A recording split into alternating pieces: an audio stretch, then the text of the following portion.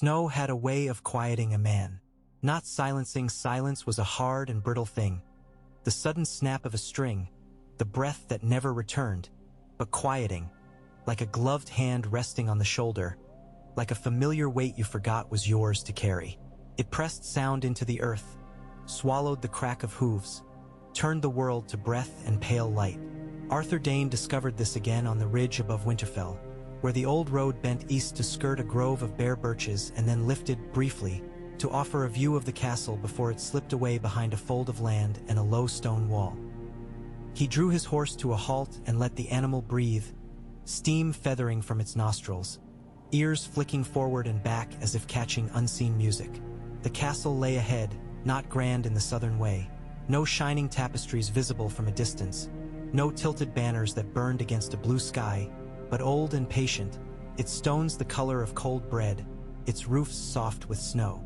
Smoke rose from the great hall and the smithy and drifted low under the wintry sky. A few black sparks leapt and died. The godswood, a dark bruise of trees to the east, hid itself within its own shadow.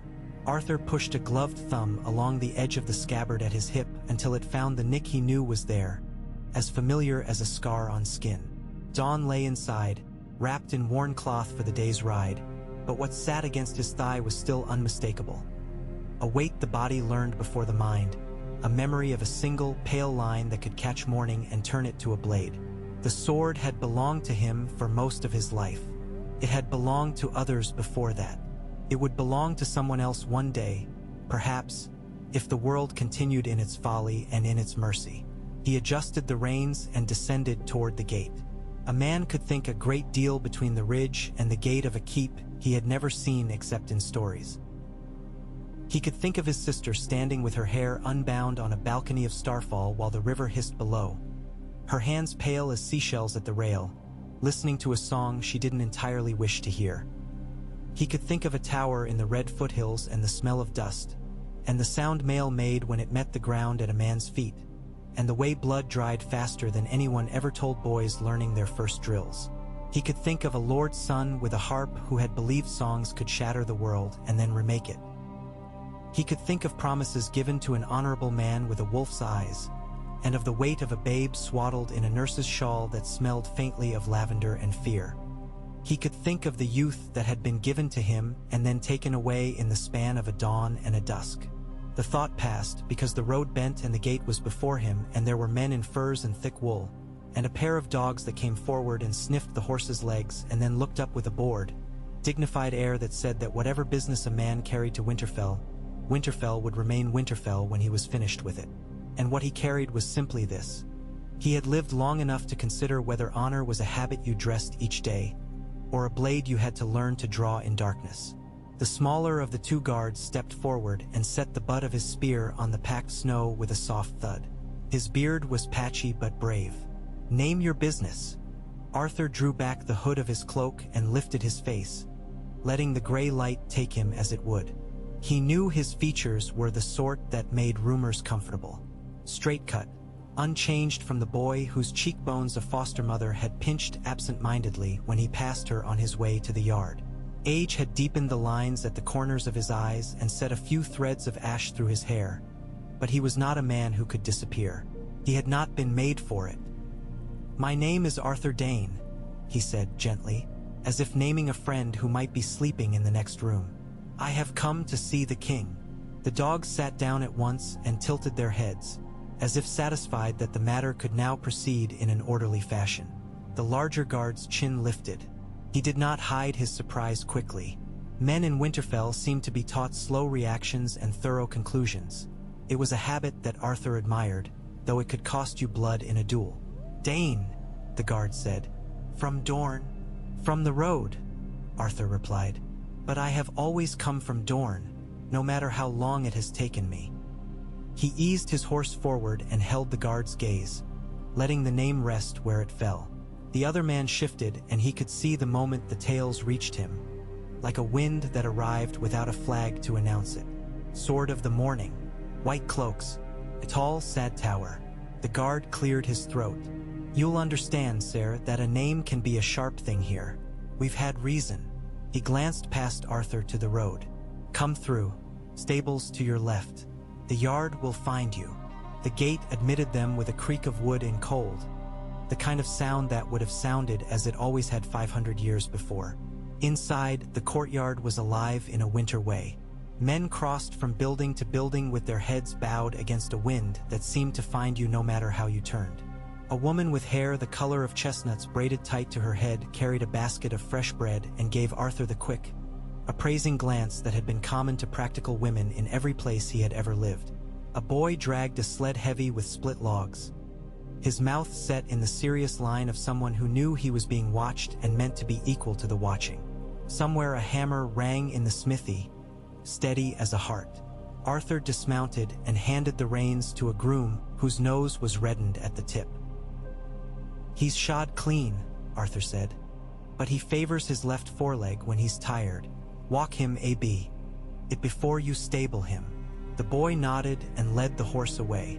Arthur watched them until they passed under the eaves and then turned toward the great hall, drawing his cloak tighter at the throat. The fur trim was stiff with frost. The air smelled faintly of pine smoke and boiled barley. It was a smell he had not known in the south. There the wind had been full of stone heat and the underscent of salt, dried herbs, crushed oranges, and at times bitter, sharp wine. Here, everything seemed made for breath and truth. He would not have said this aloud. He would not have written it. He carried it as other men carried old prayers. At the door, two young men in gray uniforms with the sigil of the direwolf on their sleeves crossed their spears just enough to make a line he was meant to acknowledge. And he did, stopping and lowering his chin as if taking a measure. "I've offered my name," he said. "I would offer it again if it has not traveled faster than my horse." "It has," one of them said, eyes darting above Arthur's shoulder at the winter light. "You're expected." He swallowed. "My lord, my king will see you in the smaller hall." Arthur could not help the faint tug of amusement at his mouth. Younger men often hid their nerves in titles. He had hidden entire toasts in the spaces between my and lord. The smaller hall was warmer and swallowed noise. Its rafters were old and blackened, low enough to gather the heat and hold it. Tapestries along the walls depicted scenes Arthur did not know as a child knows the landmarks of his own childhood. But he could read them as a practiced man reads a new sword, with a hand just above the blade, with the knowledge that balance and history bled through every part of its making. In one, a gray wolf ran through a forest of red leaves. In another, a stern man with a narrow face held a head in his hand and a blade in the other, and the sky was more crowded by ravens than any sky he had seen. The fingers protected the wall hangings from the season, but he could see the places where children had reached up to touch the thread and left oils that darkened the edges. He waited until the door at the end of the room opened, and a large pale dog came in first, soundless on the rushes. Its eyes were the red of embers when they were nearly out. It walked without hurry until it stood before him and lifted its head to sniff the air, as if cataloging everything he had ever eaten and thought. Arthur did not reach for it. He did not move at all. After a moment, the wolf lowered its muzzle, turned its head, and sat. The man who came in after kept his step. He did not let the wolf precede him entirely in the matter of arrival. He had learned what it meant to occupy a room with many kinds of watchers. He was not tall as some kings were tall. He was made like a bow that had been drawn and drawn again until the wood remembered that, if unstrung, it would always want to be strung. His hair was dark and badly cut, as if he had spent most of his life with knives that were not meant for hair. He wore no crown. The hall did not need one to know him. He had a starkness about the eyes that made other men measure their words and keep the ones that were not needed for winter. Arthur went to one knee. He did not do it quickly. Kneeling is not a thing to be rushed. He set his palm on the rushes and let the wolf smell. Musk and clean snow and faint dog. Rise around him. "Your Grace," he said. "Rise," the man said. His voice was not like gravel, as so many men who fancied themselves iron tried to make theirs. It was warmer than smoke, but no easier. "Please." Arthur stood. He looked at the man as one swordsman looks at another. Not to challenge, not to flatter, simply to know. The man met him honestly. The wolf turned its head and looked between them as if it had orchestrated this meeting and now wished the two of them would get on with it. "I am John," the man said, with a half-smile that did not quite believe in its right to exist. "They call me many other things. We can decide later which ones are useful." "Names tend to be useful to the men who speak them," Arthur said, and found that the remark, which would have been crisp as winter wine in another room, sounded gentler here. "Your Grace has much to keep him." "That is not in doubt," John said. He gestured toward a smaller table set with a pitcher and 2 cups. "I thought we should talk without too many ears. Sit with me." Arthur did. He removed his gloves and set them precisely near the edge of the table, fingers straight, palms down. He had discovered in his life that a man's hands told as much as his face, and he had learned to let his say only what he meant them to say. John poured the drink for both of them, a thick brown ale that smelled of roasted grain and early mornings. Arthur lifted his cup, drank, and set it down. John watched him, not the way boys watch a hawk with hunger, but the way men watch the horizon, with the knowledge that whatever they see there will be theirs to carry. "I was told you were coming by a man who did not tell me how he knew," John said. "He said he would never find me again if I did not see you first. I suppose that made it memorable." "Men who speak of disappearances often believe the world is their accomplice," Arthur said, dry. "Yet it was sensible advice." "You think I should have seen you first?" John asked. He was not offended. He was asking how to think about the matter, not trying to win an argument. "Yes," Arthur said, "because I am not a man who should be allowed to walk in unannounced in most rooms. I carry too many stories, and stories loosen the hands of even cautious men." John inclined his head. "Very well. I'll accept that I was sensible, even if I did not mean to be." He touched his cup and did not drink. "You have come to... I'll not put words in your mouth. Why are you here, Sir Arthur? Why now?" "I have men who would call you a ghost. Ghosts are the burden of those who did not listen the first time," Arthur said. "I have come not to haunt, but to serve." John's mouth tightened. "I have not asked for a Kingsguard," he said. "I am not sure I believe in them." "Believing in a body does not make it less mortal," Arthur said. "Nor does believing in oaths. But men believe in the things oaths shape. Men believe in the edges of something. A king is a thing that makes a shape in a room, and the men who stand around him draw that shape for the rest of the world to see." He paused and let his eyes drop to his hands. His knuckles were scarred in places that might not have been noticed by a boy. "You have made a choice for the living. That is a shape. There will be men who prefer the old contours. There will be men who prefer none at all." John's gaze went to the wolf. "There are men who prefer to cut a new shape in blood. I've met them." The wolf's ears twitched.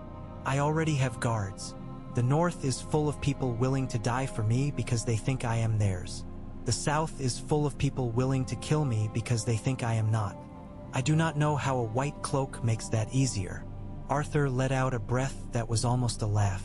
"If I thought a cloak could ease anything, Your Grace, I would be a fool, not simply old." He lifted his eyes and met John's. "I am here because the world has changed and will keep changing, and because men will try to make the change feel like what it was.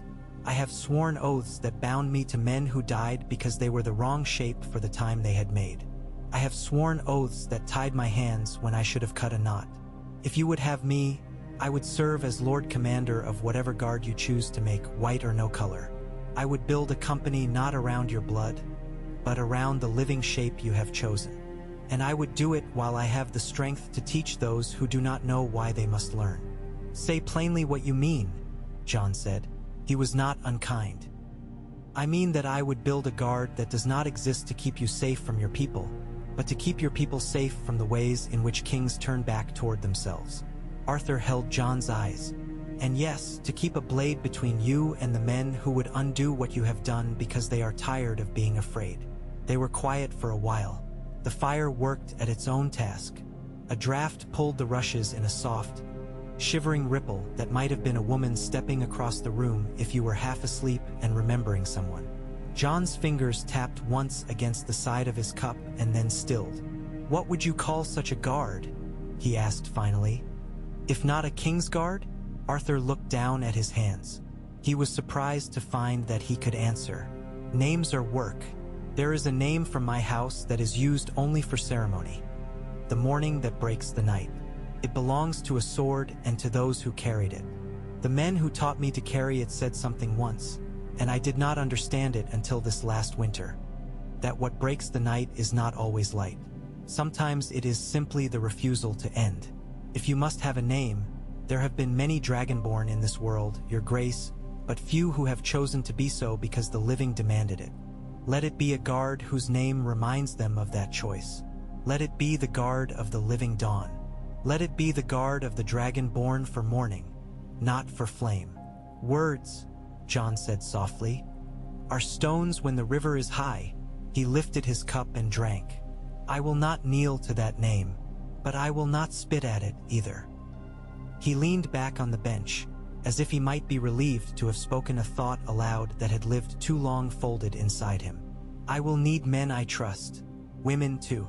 The world that almost ended had many women standing in front of it. I won't pretend it did not happen. Convenient lies are always eager to join the new household." Arthur murmured, a short, approving sound.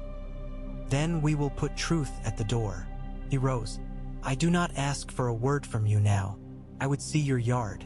I would see the way your people hold a sword and how they walk a wall and whether their eyes climb when they look at the horizon or fall to their feet.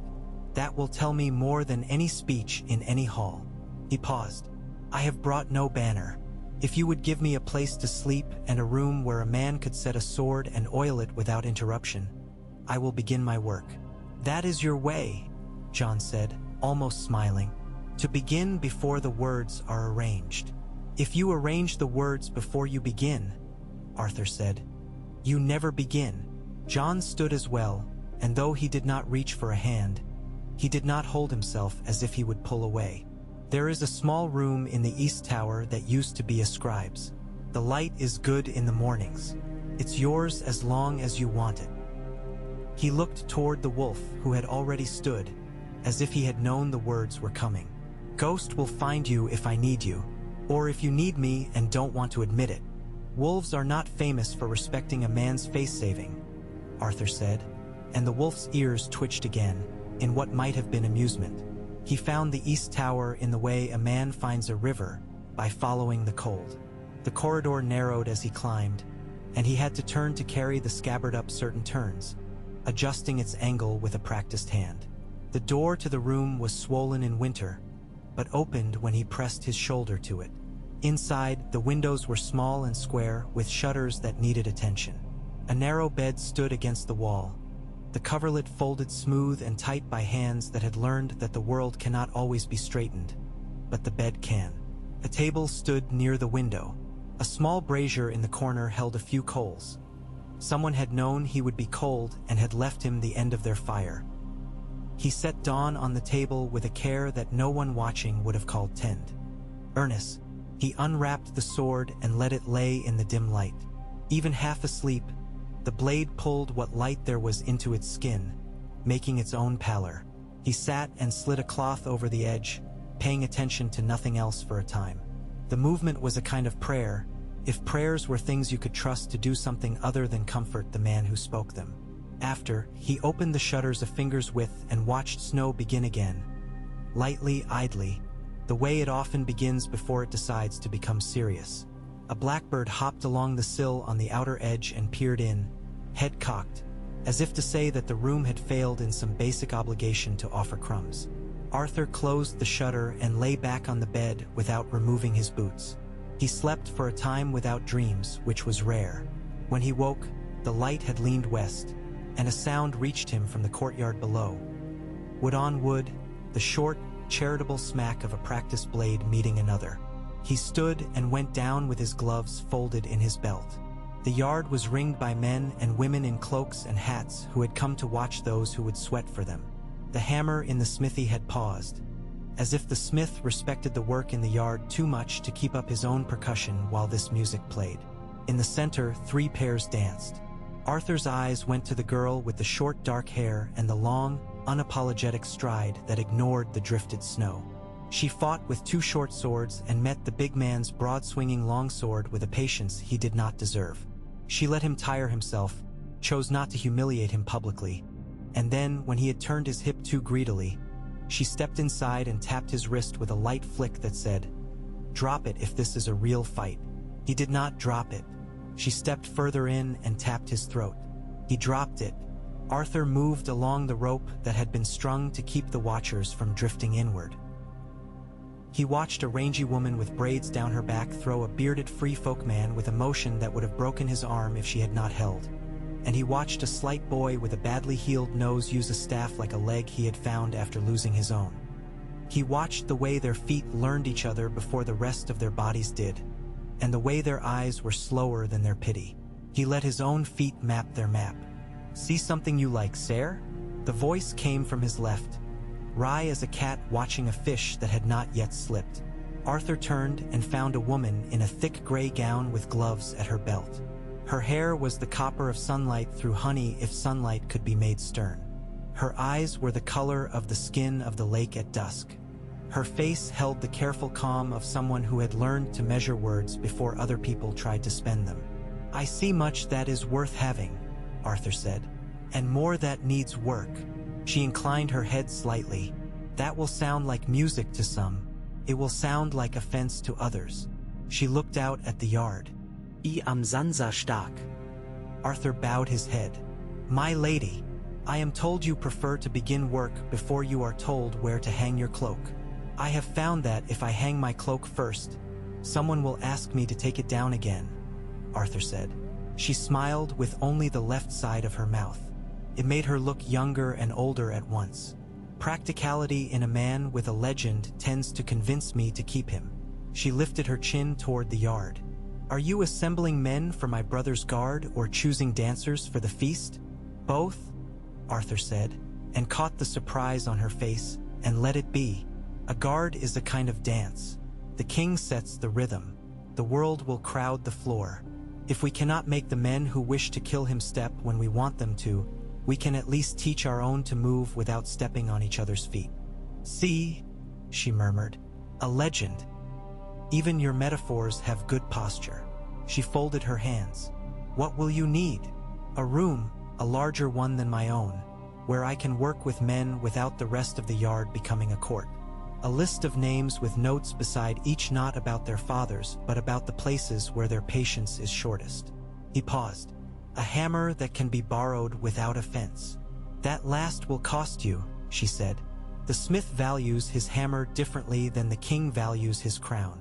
She nodded toward the end of the yard. "Take the old kennel. The dogs died in a winter before my first blood. It has a drain and stone floors and a door you can bolt when men need to think without anyone watching them think. I'll have it cleared and sweetened with lye and juniper. You'll have it by morning. And the list. I began it when I learned you were coming," she said almost lightly. "Not because I knew you would start this work, but because I knew you could. I have a history of being surprised by men who believe themselves inevitable. I prepare for them even when I would like to sleep." She turned her gaze upon him in full. "If you mean to serve my brother, you will find that I prefer few surprises and fewer inevitabilities on his behalf." Arthur inclined his head. "Men who believe themselves inevitable have always gone to war with the morning." "Then you and I are allies," she said, and nodded toward the girl with the twin blades, who had moved to the edge of the yard and was checking a nick in the edge of her practice sword. "That one will ignore most of what you tell her and then teach it to someone else as if she had invented it. She is my sister. If you judge her, do it with your own eyes. Everyone else has tried with theirs." "Your sister," Arthur repeated, and knew that he would have known it if she had not said it. The way she had stood and decided before moving. The way she had refused to be watched while she thought. He remembered a boy with a face shaped like her father's, holding a practice sword with a certain stubbornness. Until his hand bled, he put the memory away. He spent the afternoon as men spend time when they are laying a floor that others will never think about again. He watched, he stepped in and corrected the way a boy turned his wrist. He stopped two men with a word before pride did what it always does and turned the day into a mountain they could not climb down from. He took a staff in his hand and let the man with the badly healed nose strike at him until he learned that his staff was not a club. He allowed the blow that would have broken the staff and said quietly, "Now you know how to use a staff the way a man who has lost his first weapon uses his second." He showed the tall man with the long sword how to cut with his hips and not his face. He showed the girl with the twin blades how to be patient with fools without letting them think they had taught her patience. When the light pulled itself away from the world and the cold lifted its shoulders, the yard emptied. A boy came to find him with a message that was not written down. The king asked if the man from Dorne would dine with him in the smaller hall. Arthur sent back a reply just as unwritten. He would. At supper, the company was small. Jon sat with his sister at his right hand and a gray-haired man in a maester's chain at his left. The wolf lay under the table with the confident piety of a god attending a service conducted in his own honor. A woman Arthur did not know, with hair like black glass, leaned against the far wall with her arms crossed and said little. She watched everything as if the hall were a game board she had never agreed to play upon, but upon which she intended to win. When Arthur's eyes met hers, she returned no acknowledgement and yet somehow did not break civility. It was a trick he admired. "Sir Arthur," the maester said after they had exchanged the courtesies of food and salt. "It is an honor. My name is Luwin in the north and was Luwin in the south. The chain is heavy either way."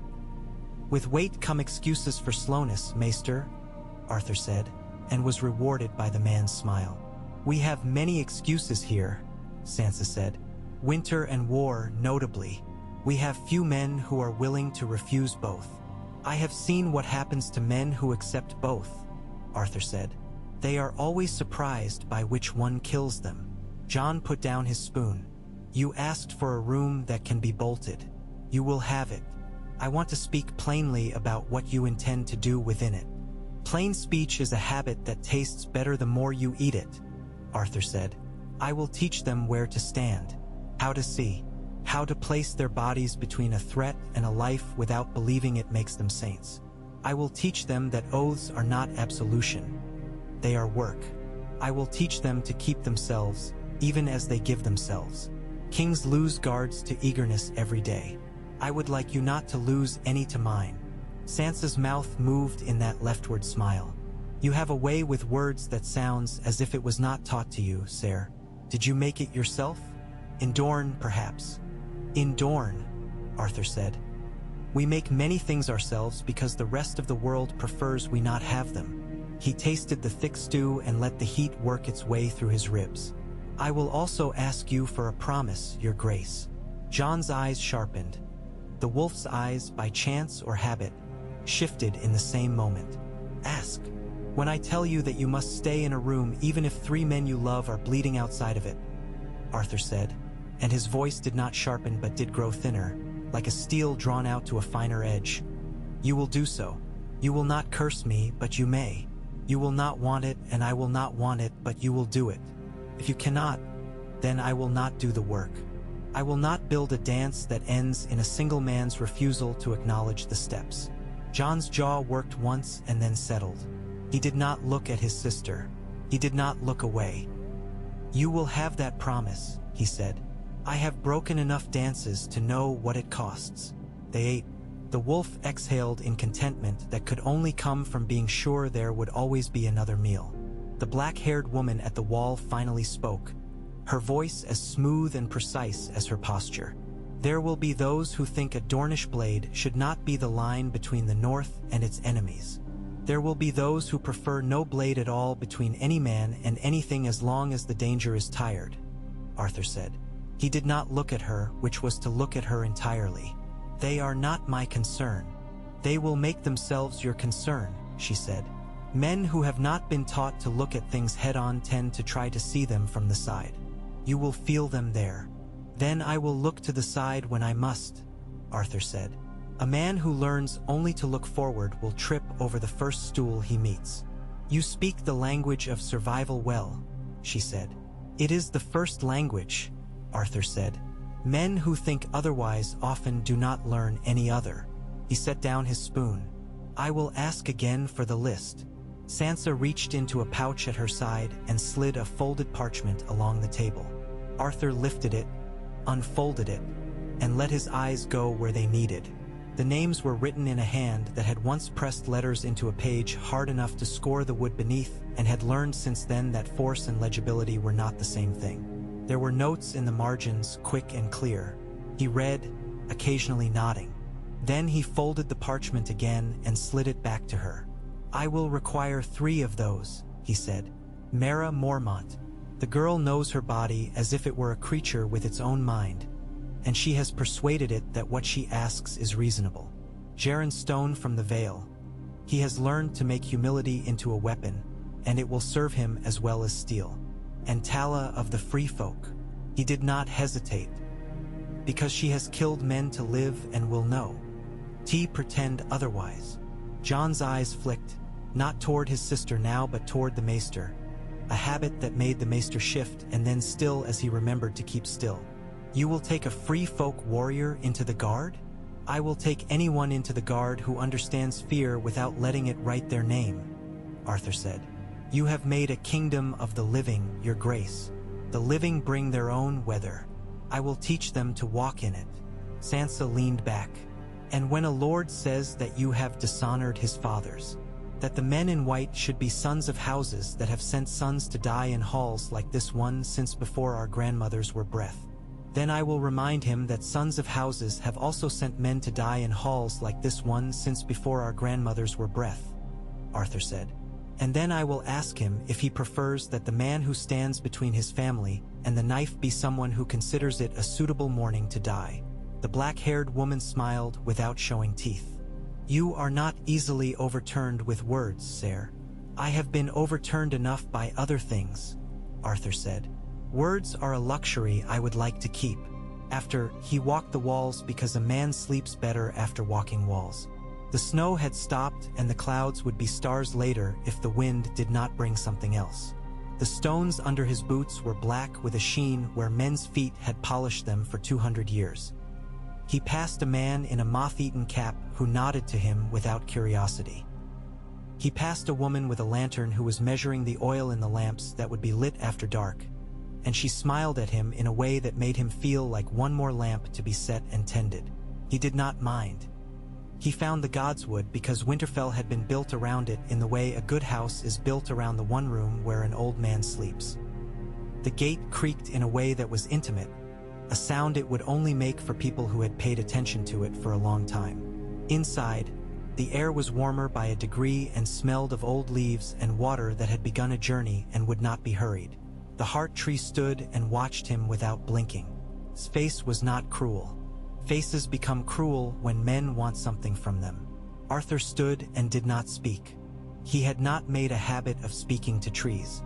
He had not made a habit of speaking to gods who told men to do things and then declined to do anything themselves but remain godlike. He was too old for that. But he allowed the fact that people he respected had believed these trees listened. He let that belief be the fire on a cold night. Not his, but close enough to warm him. He remembered the taste of dust, the way the red mountain stone bruised the knees when you knelt on it, the way an honorable man's voice had not shaken when he told a young man that he had been wrong. He remembered the weight of the woman's last sigh. He remembered the child that had been a truth inside a lie that had saved a world that did not deserve it. If there is listening here, he said very softly, if there is any keeping in the world that is not done by human hands, then keep me from my certainty. I have known many men who were dangerous because they were right. The worst were the ones who had made it a habit. The tree said nothing that he understood, but the wind moved in a way that had nothing to do with him, and the pool beside the roots made a sound like a breath, and he considered that as good an answer as a man deserved. He slept in the scribe's room with dawn on the table and woke at gray light with the taste of iron in his mouth. He sharpened the blade with slow, shallow strokes. He washed his face in water that had remembered the bucket all night. He ate porridge that a girl with hair like straw had left on his steps with a piece of honeycomb that was a luxury and a goodness. He did not ask who had ordered it. Very likely no one had, and he would not turn a kindness into a policy. The old kennel had been cleared as promised. It smelled of lye and ash and something green laid in the straw. He opened the door and examined the floor and found the places where the stones were not entirely true. He walked the room and clapped his hands twice, listening to the corners. Then he set a single chair near the far wall and sat. He set Dawn across his knees and waited. When the first came, he came with his shoulders lifted high, ready for something he did not understand and certain that being ready was enough. Jaron Stone, the bastard of the Vale, a boy with eyes that met a man's without pleading or demanding. Arthur said nothing for a time and simply watched him learn the room. It was the first lesson. Jaron looked at the drain and did not look away. He looked at the chair and decided not to sit. He looked at the sword across Arthur's knees and kept his hands still. "You will be told I am hard," Arthur said eventually. "It will be true on certain days. On other days, I will be what a man is when he is not being watched by his enemies." He inclined his head. "Do you know why you are here?" Jaron considered, and Arthur liked him for taking time to consider. "To see if I will say the wrong thing first," Jaron said. Arthur smiled. "You will say many wrong things first. I do not mind wrong things. I mind careless things. Show me how you stand when there is no sword in your hand." Jaron did. Arthur watched the angle of knee and hip, the way the boy's weight hung just slightly too forward. "You lean," Arthur said. "You do it because you are polite. Men who are polite with their bodies die because they put their own throats within reach. Stand for yourself. Let a man come to you." Jaron adjusted. It was slow. It was honest. "Better," Arthur said. "We will begin." By the time Mara Mormont arrived, carrying her skepticism like a shield she had built herself, Jaron was sweating and beginning to learn what it meant to have his fee. Be something he could instruct without asking them. Mara looked around the old kennel and snorted. "A fine chapel for a new faith," she said. "Do we kneel?" "If you like," Arthur said, "but I would prefer you to fight on your feet." He nodded to Jaron. "You will work together when you are not working with me. She will teach you to hear a lie in your own body. You will teach her to wait." Mara and Jaron exchanged a look in which neither of them pretended not to be offended. "Good," Arthur said. "Dislike is a quick teacher for people who will not be allowed to indulge it." He did not call Tala. He did not have to. She came as the sun folded itself across the snow and pushed brightness into the room in an uncompromising triangle. She stood in the doorway with her dark hair in 2 long braids under a cap stitched with beads that caught the light and made it strange. She was not tall, but the room became the room she was in. "You sent for me," she said. She did not glance at the sword. She glanced at the drain, and it was as if she had noted the door's second door. "I did," Arthur said. "Tala of the Free Folk." She lifted her chin. "Tala of the Free Folk who has killed men." "We are all of the Free Folk who have killed men," Arthur said. "If we look at ourselves without the convenience of borders." He gestured toward the floor. "Show me the way a spear lives in your hands when you cannot kill me, and then show me the way it would if you had a reason." She did. It was a beautiful thing, but Arthur did not say so. Beauty in violence is a seduction that turns men into poets at the wrong time. He corrected the angle of her shoulder, not because it was wrong, but because he wanted to be sure she could change it without losing the whole. She changed it and did not lose anything. "Good," he said. "We will teach you how men who think spears are low weapons die by them. You will remind them." The day lengthened. He spoke in a quiet voice and moved men's hands through movements they thought they had invented. He drew lines in chalk on the floor and made them step them blindfolded until they could find the lines with their ears. He taught them to listen to their breath and to hear when it was lying to them. He taught them to step into a blow so that the blow missed them by walking into it. He took the boy with the mended nose, who had crept to the doorway, and set him at a table with a bowl and a handful of river stones. "Each time you hear a foot fall outside the door," he said, "drop a stone into the bowl. You will know by evening if your ears have grown as tall as the room." "And if no one passes?" the boy asked, suspicious that he was being made a fool. "Then the bowl will be empty," Arthur said. And you will have learned that sometimes nothing is a teacher. That night, there was a knock at his door, and when he opened it, a man in a heavy cloak stood looking as if he had already decided to leave if this was a mistake. He had hair the color of dark straw and a face that had forgotten how to blush. "I bring a letter from the south," he said, and Arthur felt his heart, that stubborn organ, make the smallest motion. Not fear exactly, but the readiness that fear becomes when a man is too old to be proud of his fear. "From whom?" Arthur asked, because he knew. "From Starfall," the man said. "From Lady Illyria of House Dayne." He held out the sealed letter, the wax impressed with the falling star. Arthur took it and turned it in his fingers. The seal was neat and precise. He broke it with his thumb and read by the light of the small lamp, holding the paper steady in hands that had never trembled while untying anything. "Arthur, the world refuses to leave our house in peace. It seems it never learned how. I am told you are in the north. I am told you are alive. I am told the world owes you a debt and would prefer to pay it by spending your absence. I have few words for you and fewer that are not knives. If you intend to serve the man they call king as you once served another, then serve him in a way that honors the dead without trying to make them breathe. The sword is yours as long as you carry it with clear hands. Bring it home when you cannot. Eh?" He folded the letter carefully and set it down. The man was still standing, still undecided about whether he was required to be part of this exchange beyond the letter.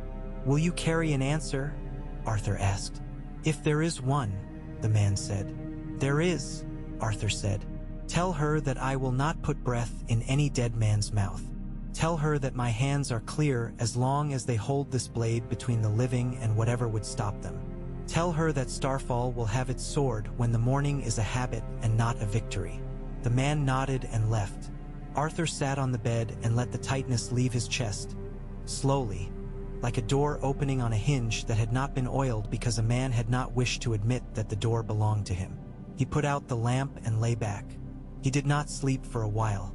The wolf came and lay down against the door and breathed, loud enough to be heard, soft enough to ask nothing. Work is a kind of prayer that convinces more often than others. The days made a rhythm. Arthur rose with the light and stretched the old ache out of his shoulder and fed it to the stove with the small billets of wood he had been given. He took Dawn from the table and laid it on blue cloth and inspected it for the small scratches that were the blade's own heartbeat. He went to the old kennel and let men and women bring their anger and their pride into a room that had heard worse and learned to let both live without lording it over either. He saw Tala learn to step backward without defeat. He saw Jaren learn to step forward without apology. He saw Mara bow her head once for the space of a breath when she understood that an old man had given her a gift by not saying aloud that she had thought herself invulnerable. He went to the yard and took the practice sword and showed the girl with the twin blades a way to angle her right wrist so that a man who thought he was taller would become briefly shorter. She stared at him and then tried it and then, to his quiet delight, improved it. "You will be my thief," he told her as they drank snowmelt water. "The one who steals the time a man thinks he has." "You say that as if it is noble," she said, wiping her mouth with the back of her hand. "It is not noble," he said, "but it keeps men alive who deserve it." "Do you decide who deserves it?" "I teach them the steps," he said. "Deserving is not my work." He looked at her, this young wolf who had been a blade before she had been a girl. "You already know why you fight. Most men never know. That makes you dangerous to them." "Good," she said simply, and he found himself laughing. At night, he sat with the maester and asked questions about supply and disease and the way cold moved through a city. He learned where the castle's corners pulled drafts and where the kitchen boys snuck out with stolen apples. He walked the walls until the guards began to call him by an honorific that was part mockery and part respect. Morning, they called, as if he were the first light that forced them to keep to their duty. He did not object. Names had always been tools other men used to shape him. He allowed it now because it was a way to let them make him useful. There were moments when the past moved under his feet like the river under the bridge, and he let it pass. He did not allow it to carry him. He took a boy aside, one of the new ones, who wore his fear like a scarf he would not take off, and said quietly, "Do not number the men you may have to kill. Number the ones you will have to convince. There are always more of them, and they are always harder. If you make convincing them your first task, you will kill fewer by accident." The boy swallowed hard and nodded, and later that day Arthur saw him go to a man in the yard and say something aloud instead of stepping forward, and saw that the man lived and then learned. A small victory, the kind that feels like nothing until you add them up and realize that they are the structure of a life. On the 10th day in Winterfell, a raven came with a ribbon tied to its leg that did not carry any house colors Arthur knew. The message it carried was short and thick with arrogant ink. Men approaching from the south with banners rolled, not flying. Jon read it and then set it down with the same hand that would have set down a knife if he had decided not to use it. "Dorne," Sansa said, studying the paper. "Or a southern house that wishes to be mistaken for Dorne until the door is opened." "It will be Dorne," Arthur said. He did not sigh. "They will send someone who thinks they can make a point with less than enough words." "You speak as if you've been that person," Sansa said. "I was never given that particular honor," Arthur said. "But I was taught by a man who understood points better than most. He died in a tower because he could not imagine a world in which the shape he knew was a mistake." "Then we will make a better shape," Jon said, in the voice of a man who has decided that a hill will be moved because he has learned the trick of moving hills. "You convinced the hill that it was always meant to be elsewhere." They arrived with their horses stepping that clean southern step, and their men in leather that was meant to be seen, and a woman at their head with a face Arthur had last seen rounder, angrier, and laughing at a joke that had not been funny and had yet made them both laugh because they were young and had been listening to someone play the harp for too long. "Illyria," he said when she entered the hall that had become small because she knew how to wear big spaces, something he had never learned. "Exactly. You bring your air with you. And you have learned to breathe this one," she said, a little bitterness on her tongue, a flavor that happens when water has sat too long in a jar. She looked at Jon not with challenge, but with the steady refusal to fawn. "Your Grace, Dorne sends its regards." "Dorne keeps its swords," Jon said, and did not bother to make it a question. "For the most part." She glanced at Arthur. "One got loose. Sometimes the hilt grows tired of being held by the same hand," Arthur said gently. "Welcome to the North. I hope you brought something warm." She smiled. "I brought the memory of heat. Some men say it is enough." "In the North," Sansa said from Jon's side, "we prefer the thing itself." Illyria's eyes warmed a fraction. "Then we will share bread." She looked once more at Arthur, and he saw beneath the careful layers of rule and duty the girl who had run through the halls of Starfall barefoot, and then had stopped and washed her feet because she did not wish to track mud where her mother would see it. "I have brought formal words," she said, "and informal ones. The formal are these. Dorne would like to know what House Dayne's sword intends to do in a place that is not Starfall." "Protect the living," Arthur said. "Until the living do not need a man like me to live." "The informal ones," she said after a breath. Then she stepped forward and brought her palm to his cheek and slapped him, not cruelly but firmly. The hall took a breath. The wolf lifted his head. "Those," she said, breathing a little faster, "are for not telling me you were alive while I decided how to run a house that keeps speaking your name in the past tense." Arthur accepted the heat. He had been hit harder. He had been hit worse by truth. "I am sorry," he said. He did not offer a reason. He did not say that he had not believed alive was the right word. "I am here now." She looked at him as if she would like to accept that and was angry that she did. "And you believe you are going to teach Northerners how to keep a king? You, who could not keep your own." She did not intend cruelty. The words did not even arrive at cruelty before they were already truth again. "Tell me your plan, cousin." "Not cousin," Arthur said. "You were always more mine than that." He felt the eyes in the hall on them and refused to turn them into watchers who deserved a show. "I will teach them to be bored properly, to stand without imagination, and to be imaginative without forgetting to stand. I will teach them that honor is not a card you play because you like the look of it in your hand, but a weight you put on a scale. I will remind them that kings are men first and will become either better men because of what we put around them or worse men because we love the way they make us feel. And I will place the sword where it must be when everything else fails." Illyria's mouth softened. "That last you have always known how to do." She turned to Jon. "You mean to keep him?" "I mean to ask him to do what he says," Jon said. "And I mean to keep him as long as he does it." "Then the formal words are answered," Illyria said. "The informal ones will take longer."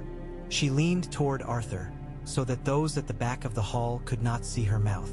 "Do not die where I cannot bury you." "I will try," he said. "I have learned, at last, how many orders the world obeys that do not come from me." The day after the Dornish contingent had taken rooms that had been hung with juniper because winter tries to turn everything into a smell it can keep, Arthur assembled the 3 he had named and the 3 he had not, whose names had found him like cats find a lap. Quietly, with the sense that they had belonged there all along. A black-skinned man from the White Knife who had learned to swim in water that had not forgiven him when it closed over his head and yet had tried again. A woman from Gulltown with a scar like a string of pearls along her jaw. A boy with hair like the inside of an acorn who had come north with nothing but his mother's last 2 words, which had been simply, "Go north." He stood before them in the old kennel and let them wait because waiting is a tool that tells you who resents time and who respects it. Then he said the words that would be their first binding. "You are not here to be statues," he said. "You are not here to be righteous. You are not here to sit a horse and look like the picture a child would draw of a guard."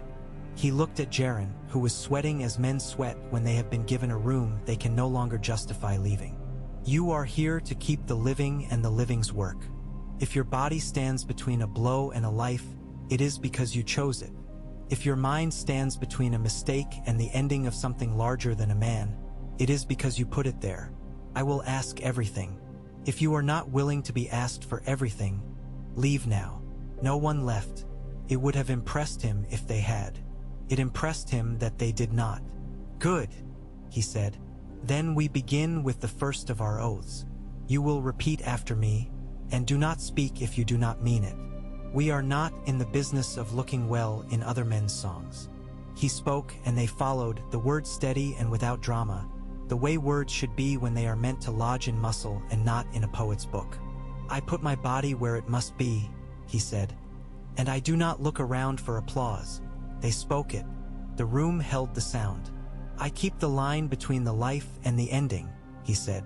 "I do not thicken it with lies." They spoke it. Their breath made a kind of weather. "I obey the one I guard until obedience becomes betrayal," he said, and felt the pause that came as they considered, as he had, long ago, and then had not spoken such words and had paid. "I will know the difference because I will listen. If I do not know, I will ask. If I cannot ask, I will not move." They spoke it. The words were not easy. They were not meant to be. "I will not turn my oath into a spear with which to hurt the people who are not my enemies," he said, and his eyes flicked to Tala, who did not flinch.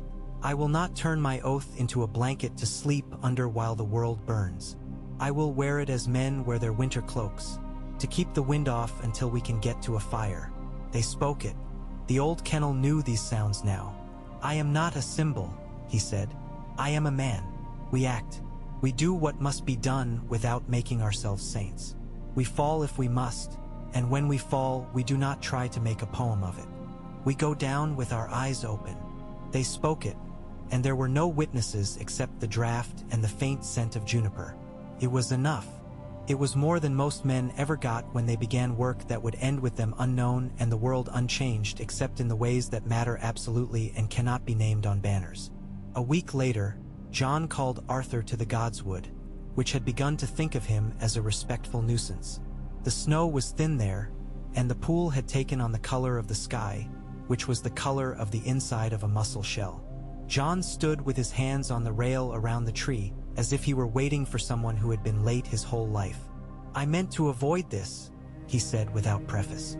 "But I know that avoiding a thing is often the way to end up under it." He turned.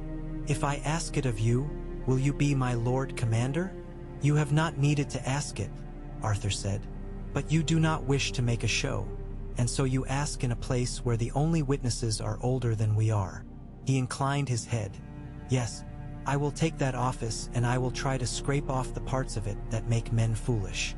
Jon let out a breath, and for a moment, he looked like the young men Arthur had trained for most of his life, suddenly unburdened for the time it takes to finish a sentence. "You will take 7? "I will take as many as the work requires," Arthur said. "7 is a beautiful number. Beauty is not our first job. But if it pleases you, yes, 7 and the rest around them who will make it possible for 7 to sleep occasionally." Jon smiled, and this time it reached his eyes, which made him look unexpectedly like a boy Arthur dimly remembered from a yard he had never seen.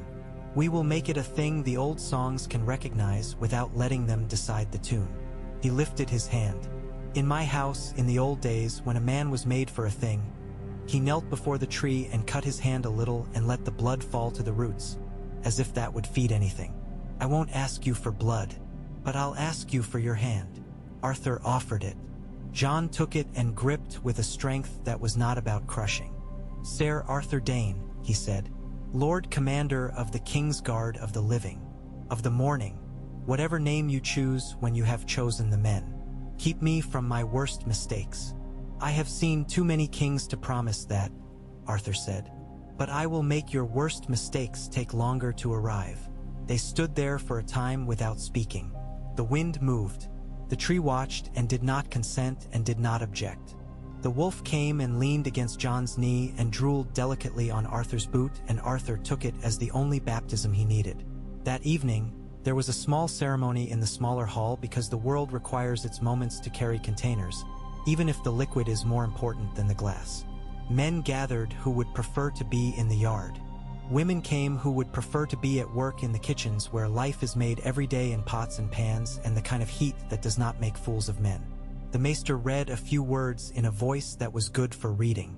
The black-haired woman watched without pretending to enjoy it. Sansa stood and spoke briefly of men who are reasons and the danger of mistaking them for answers. Illyria did not speak. She stood and looked at Arthur with the look of someone who has realized that regret is a kind of debt you accept and plan to pay by living well. Arthur knelt and took a cloak that was white enough to appease men who liked the old shapes and plain enough to satisfy him. Sansa fastened it with a simple pin of iron. Jon did not make a speech. He stepped forward and placed his hand on Arthur's shoulder and said, loud enough for everyone to hear and soft enough that it did not echo, "Do what you came to do." After men tried to make it a feast. The North's idea of a feast in winter is honest. Meat, bread, something pickled that bites, ale that makes men think they are warmer than they are and then find a blanket to prove it. Arthur drank little, ate what was given, and left before the songs became the kind that encourages men to promise things that cannot be returned. He slept with the knowledge that the work had begun, and that beginning was the greatest kindness work ever gives a man. The first night he stood outside the king's chamber with Tala and Jaren and Mara. The old castle breathed through them.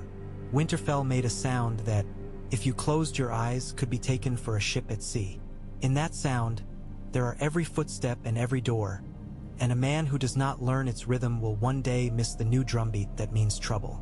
Arthur leaned against the stone and let his ears take in the music. He said nothing to the others. They said little.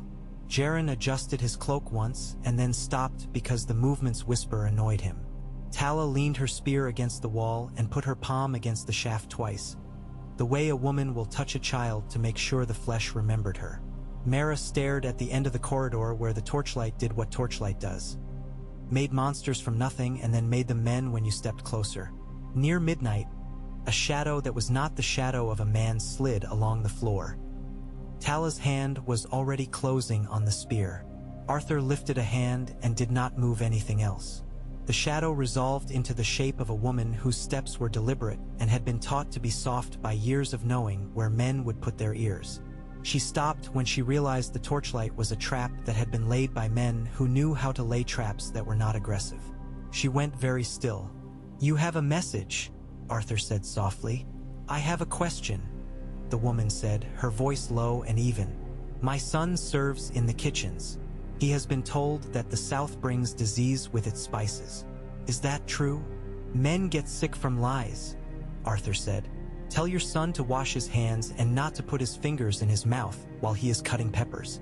The rest is talk. She nodded, and he saw her shoulders drop half an inch, a freedom from a weight she had not needed to carry. Thank you, she said, and tell him, Arthur added, that when he burns his fingers because he will, he is to hold them to a bowl of milk if there is milk, or to snow if there is snow. He is not to be brave. Thank you, she said again, with weight, and she left as quietly as she had come. Mara let out a breath. Jaren glanced at Arthur. You are a strange kind of Lord Commander, Jaren said. The only kind worth having, Tala said, and tapped her spear. Arthur said nothing. He smiled into the stone in a way that could not be seen. Dawn came and went as always. In Winterfell, dawn is less a flare than a pale insistence. Arthur rose and did his rounds and ate and taught and kept watch and spoke to the people he would ask to stand between death and the man who would be king. He listened when the girl with twin blades came to him with a question about the weight of different steels, and listened when the boy with the mended nose asked if he might learn to write his name with his left hand because his right had begun to ache in the morning. He listened when the black-haired woman told him in a dry voice that if he attempted to remove her from the room when she wished to remain in it, she would make a scene that would be legendary in Tulangu. Ages, and he said, I have always loved a legend that included practical threats, and left it at that. He went with Jon on a ride out from the castle when the sun met the rare obligation to shine bright without warmth. They did not speak much. It is a kind of luxury to ride without speaking, and both men had earned it. The wolf padded beside them, sometimes ahead, sometimes behind, and once stopped and put his nose in a drift and came up with a piece of frozen vegetable that looked like an accusation. After a time, Jon said, You said you would keep me from my worst mistakes. Tell me one. Now. Arthur let the horse choose the angle of the path for a length. You will believe you must be everywhere, he said. You will learn that being everywhere is a kind of death of its own. You will think that because you can swing a sword well, you must be the one to swing it. Your worst mistake will be to confuse being needed with being necessary. Jon's mouth did a complicated thing. A movement that would have been called a grimace on another man and a smile on another. And if I am, sometimes necessary? Then you will be, Arthur said. But you will not tell yourself it was a job reserved only for you. Pride is a powerful cook. It can make a stone taste like meat. Jon laughed then, full and clean, and Arthur found that the sound lightened a corner of his mind he had not knew carried a little damp. And yours? Jon asked, after they had crested a small hill and the wind had decided to say hello more directly.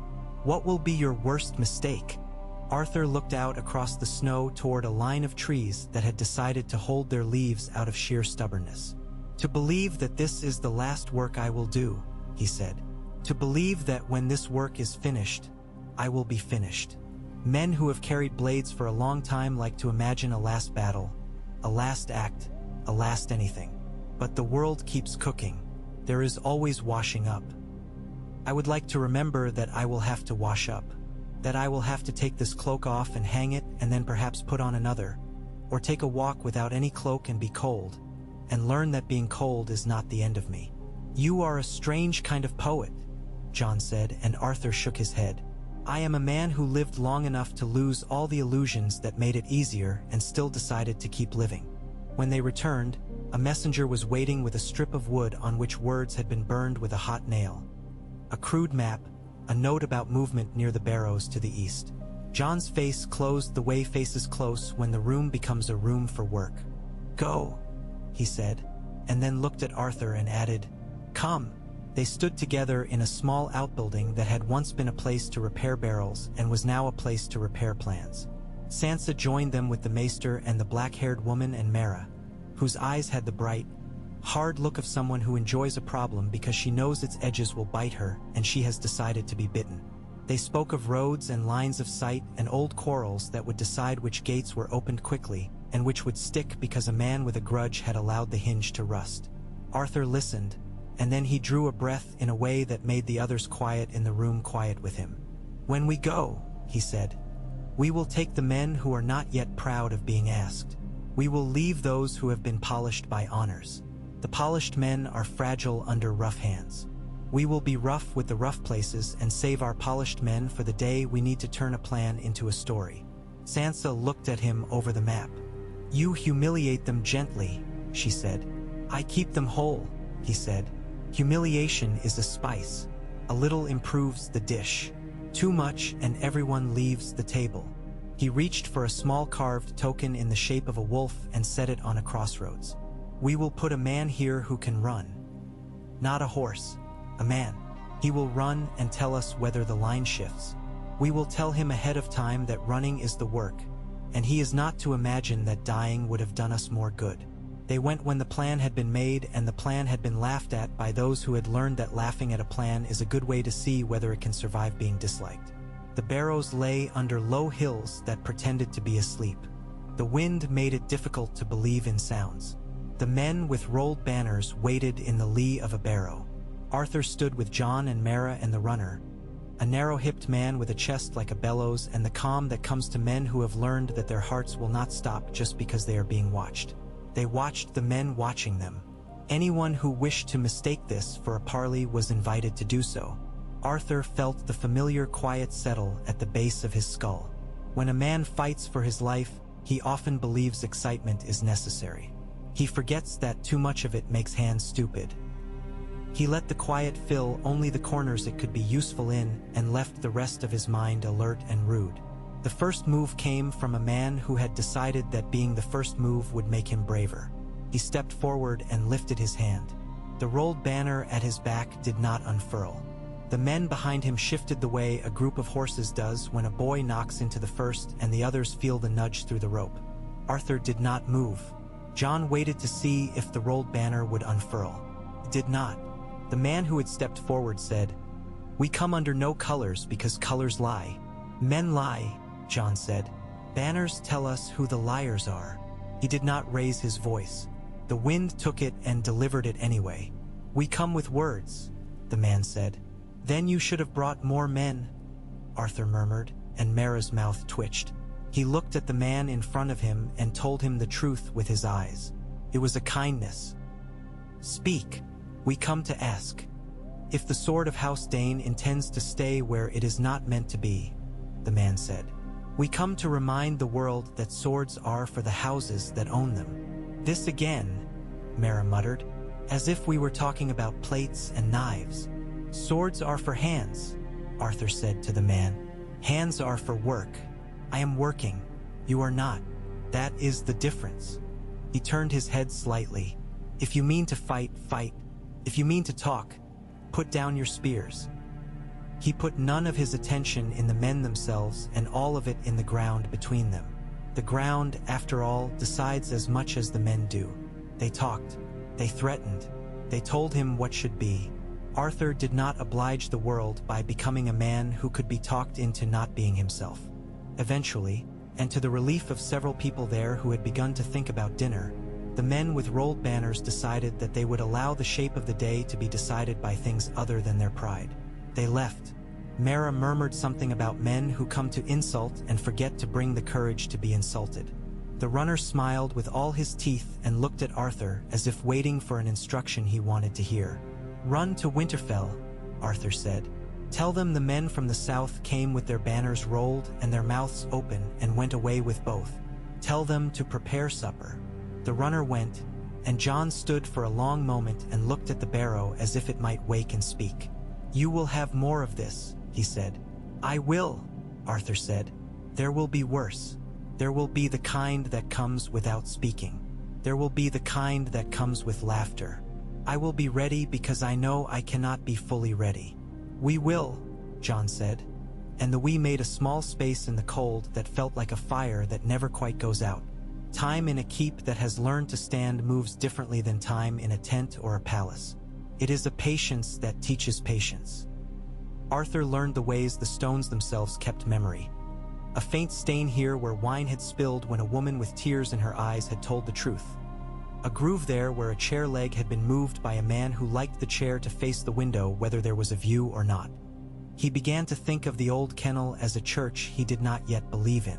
He taught Jaren to listen to the lie a man's shoulder tells when his mouth is brave. He taught Mara to step onto a staircase differently when she was climbing it to kill, and when she was climbing it to keep someone else from dying. He learned from Tala the way to aim a spear at a man's attention and not at his throat.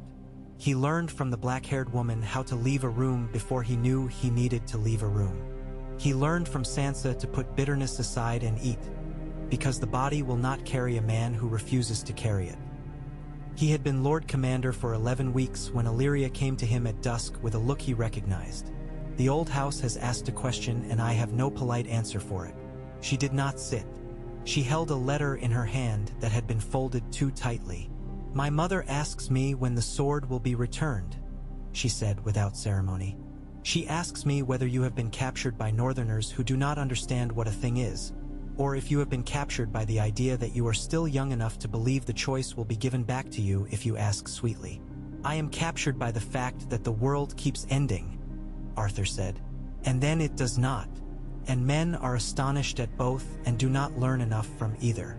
He looked at the letter. Tell her that the sword will return when the work we pledged it to has been done. She will say that a pledge ends when the man who took it is dead, Illyria said. She will say that a sword is not clever enough to instruct a new oath. That is true of most men, Arthur said. It is not true of this blade. It was not made to be clever, but it was made from a thing the world does not make anymore. That deserves a stubbornness. He paused. Tell her that if I fall, I have trained others to lift the weight. Tell her that if I fall, the world will be too heavy for her to wish the sword back. Illyria looked at him and then, unexpectedly, sat. She put the letter on the table and set her hand on it as if it were a small animal. And if you live, she said. What then, Arthur? He considered. He did not often let himself consider. It was a luxury he had come to understand could be afforded at certain times, like an extra piece of bread on a cold night. Then I will come home, he said, and I will return the sword to the wall where it belongs on mornings when no one is dying for it. And I will sit on the balcony where the river is too loud, and I will drink wine that is too sweet, and I will listen to the way night arrives along that water. And I will try to leave the door open when I sleep. Illyria looked at him as if he had said something ridiculous and precious. You always were a foolish, serious man, she said. I am glad you almost exist. After she left, he went down to the yard to walk the hour before sleep from his legs. The snow had begun again, lightly. The lamps made little bowls of gold around their wicks. A boy was practicing alone, his breath making rings in the air. Arthur watched from the shadow and did not announce himself. The boy turned, swung, corrected his grip, swung again. A moment passed, a simple thing, and Arthur thought, the world is often made of the small moments in which no one is watching. The rest is a story we tell so that we can believe in patterns. He stepped out of the shadow and the boy started and then lowered his blade. Arthur did not critique him. Tomorrow, he said, you will come early. We will teach your hands to listen to your feet. Yes, sir? The boy said, and Arthur listened to the hunger in his voice, not the fear, and knew that he was in the right place. When he returned to his room, the wolf was there, lying across the threshold so that no one could enter without stepping over him and being judged for the impertinence. Arthur stood and looked at the rise and fall of that great white back and thought about men who called themselves the only line between life and death because they wished to adore themselves without admitting it. He thought about oaths spoken in rooms where no one would spill their blood. He thought about the way a city breathes when it knows someone will carry a burden properly. He stepped over the wolf and entered. He closed the door gently and checked the sword the way a man checks his own pulse in winter. He rubbed oil along the pale edge and then set the blade back across the blue cloth and sat. He listened. The castle went on. It breathed, kept. In the morning there would be news. There is always news. The news would be that a caravan needed an escort through a pass that had taught men about humility for as long as there had been men to teach. The news would be that someone had seen a fire to the east where there should not have been fire, and that it might be men pretending to be cold when they were not. The news would be that the maester had remembered an old map that showed a wall built not of stone but of earth, where you could hide a dozen men and a boy if you were careful, and that this might be useful if the world did something expected and then unexpected.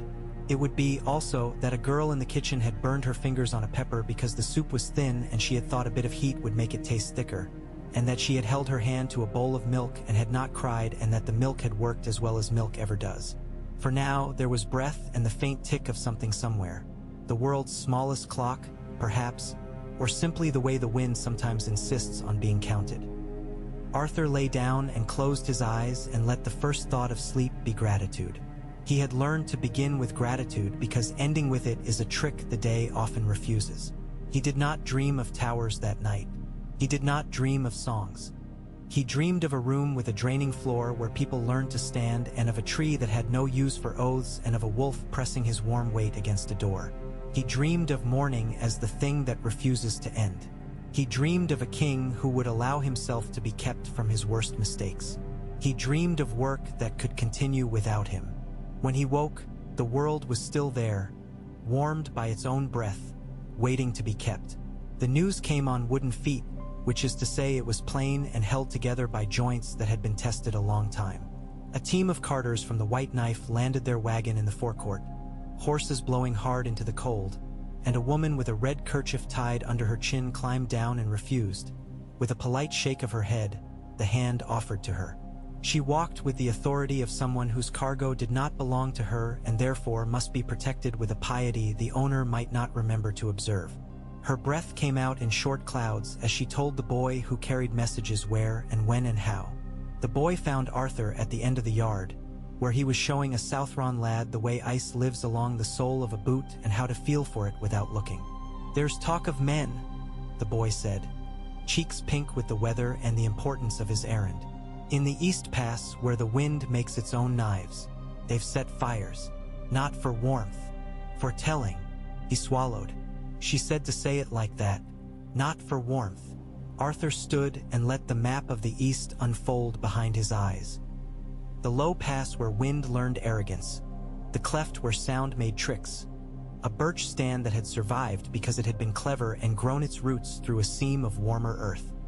He wiped the point of his finger on his coat, out of habit more than necessity. "We'll send an escort," he said. "Not to fight, to demonstrate." "To who?" the boy asked, unashamed of not knowing.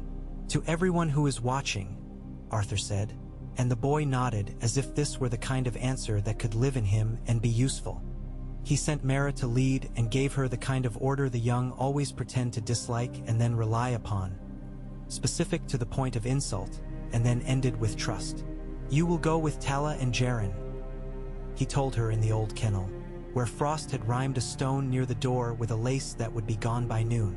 "Take the White Knife man who swims and the Gulltown girl whose scar tells anyone with eyes that she is worth watching. Take the boy who tries to use both hands because he mistrusts the day. You will go to the pass and you will not make a story of yourselves. You will make a quiet line that others do not cross. You will remember that the first work of a guard is to give other hands time to do their work." Mara rolled her shoulder back. Once. Her mouth flickered, a movement that would be a smile when she was too tired to resist. "If someone crosses the line, convince them to go back across it," Arthur said. "If convincing fails, make it so," he added, and did not put polish on the end of it. "But try the first with a seriousness most men reserve for the second." Tala shook the door once, testing the hinge as she might test a bow. "Who are these men?" she asked. "If they are men, we are fond of that word.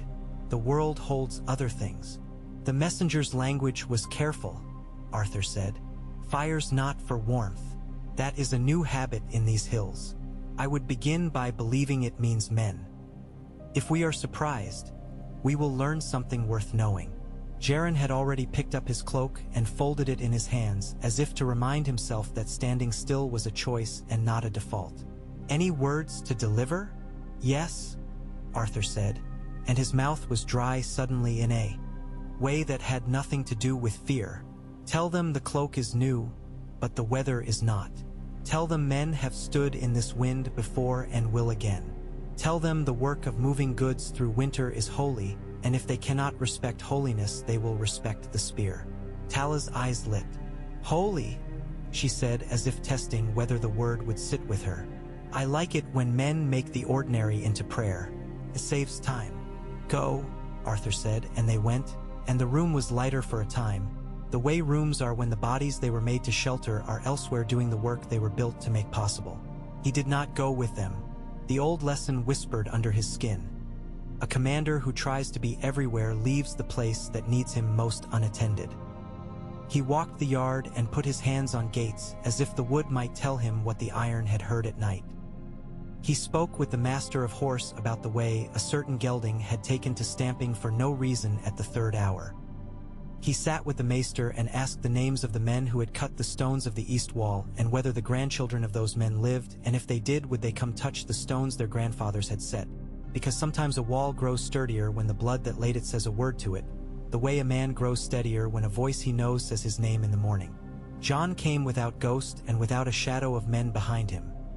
He came like a man who has decided to walk through his own house as a man and not as a symbol. They stood at the edge of the yard where the snow had not been trampled yet, and where the light ached along the surface in a way that would cut your eyes if you stared too long. "I should go," John said, and it was not mere habit. It was the ache of a man who measures the worth of his office by having his skin in the day's wind. "You should not," Arthur said. "You should be available to make the next decision the moment this one becomes the past.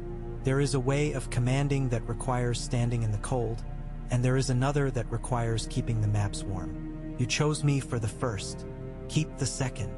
You are a difficult man to argue with when you're right," John said, dry. "And when you're wrong, I'll find out how to argue later. You'll have help," Arthur said, thinking of Sansa, who had the gift of telling a man when he was wrong in a way that made him remember the lesson and not the sting, and of the black-haired woman who told truths like knives that had been oiled for exactly this cut. "For now, send nothing else. Let them do it. If we exist only as your long arm, we will never learn to move on our own." He had crafted that line to be hard enough to resist being softened by the audience inside his own head. He let it stand between them. John looked at the day and blinked slowly, and the blink was a kind of agreement. On the road, the wind had decided to perform. It came down the pass like a thing that believed itself immortal. Mara buttoned the top of her coat and left it at that, preferring to let the cold have the outer inch of her and keep the heat for work. Tala pulled her cap down until it sat like a question on her forehead and laughed once into the air as if to say yes. Jaren double-wrapped the straps that held his scabbard so the leather would not slap and sing in a wind tuned to mockery. "Fires," Temo, who had told them as they tightened their cinches, that his name was Temo, nothing more and nothing less, and they had accepted this as men accept the names they are given when the names carry work, said, lifting his broad nose into the air. "Up in the birch stand where the roots don't fear ice. Not many. 2. His voice rose to pitch the last digit not as uncertainty but as attention. Tala checked the angle of her spear. 2 is enough, she said, unless it is not. Sarah, the woman from Gulltown with the necklace of pale scar along her jaw, touched the place where the curve caught at the corner of her mouth, a habit that did not seem to have any luck attached to it, but which eased a thought. "Someone wants to be seen," she said, "else the fires would be low and lidded. Someone wants to be seen and to be misunderstood."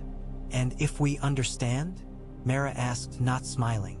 "Then we prove we are not the audience they imagined," Sarah said, and pulled her scarf up until her breath came back to her and warmed her nose. "When they found the fires, they found them tended by boys.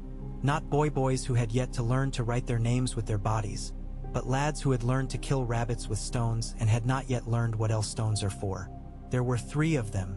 The 4th lay on his side near the second fire, breathing with short effort. His face the wet gray white of someone whose body had closed a door he had tried to blast open with pride. His hand was wrapped in a cloth that had been clean when it was tied. It was not clean now. "No bows," Mara said softly. Jaren lowered his hand without pretending he had not begun to raise it. Tala walked the extra steps that told the boys she would give them time without giving them advantage. She set her spear upright and let it lean, and put both hands out and then clasped them and then set them on her own shoulders, and then touched her face near her eyes, and then set her palm down near the knee.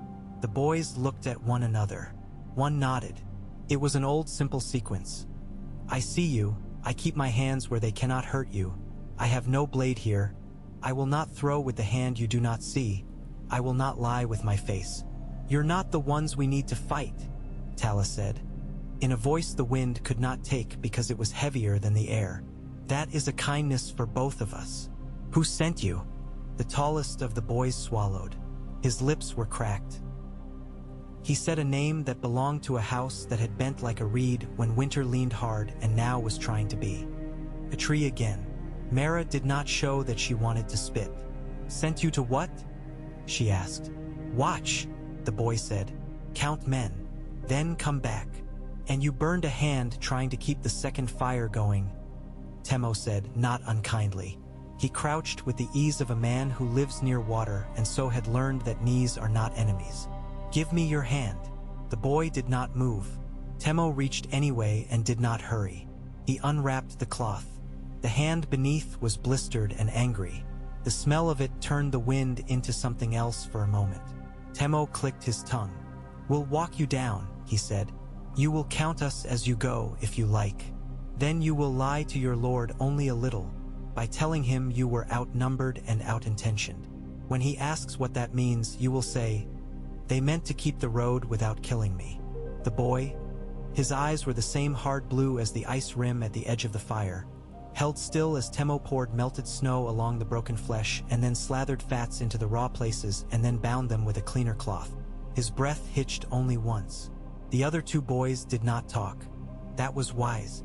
Mara watched their faces without making a picture first. Faces will show you what they think they want to hide if you give them a chance to get bored of lying. She saw fear, yes, and the animated pride of being on a task that tasted like adulthood. She also saw the hunger that men in halls often underestimate. Not for food, but for belonging. She nodded once. Pack the coals out, she said. Bury everything. The wind has done enough to this pass without you leaning in with a lazy hand. They walked the boys down to the road, quietly. The woman with the red kerchief stood next to her wagon with her hand on the wood, the way she would touch a child who had had a fever and was sleeping easy now. When she saw the boys, she only put one finger up, as if to say, I see you, and the rest of her face did not change. We will go quickly, she said to Mara, and with gratitude. It is a useful speed. Go, Mara said. If the wind turns against you, stop and let it go on ahead. It is one of those things that only looks back when it thinks you are not following. They went. The boys stood and watched them until the wagon was a piece of the day and not a thing in it.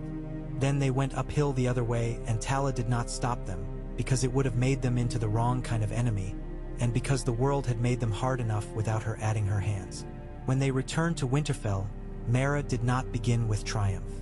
She began with the way Temo had opened the boy's hand and the way she had smelt the fat when it hit the raw.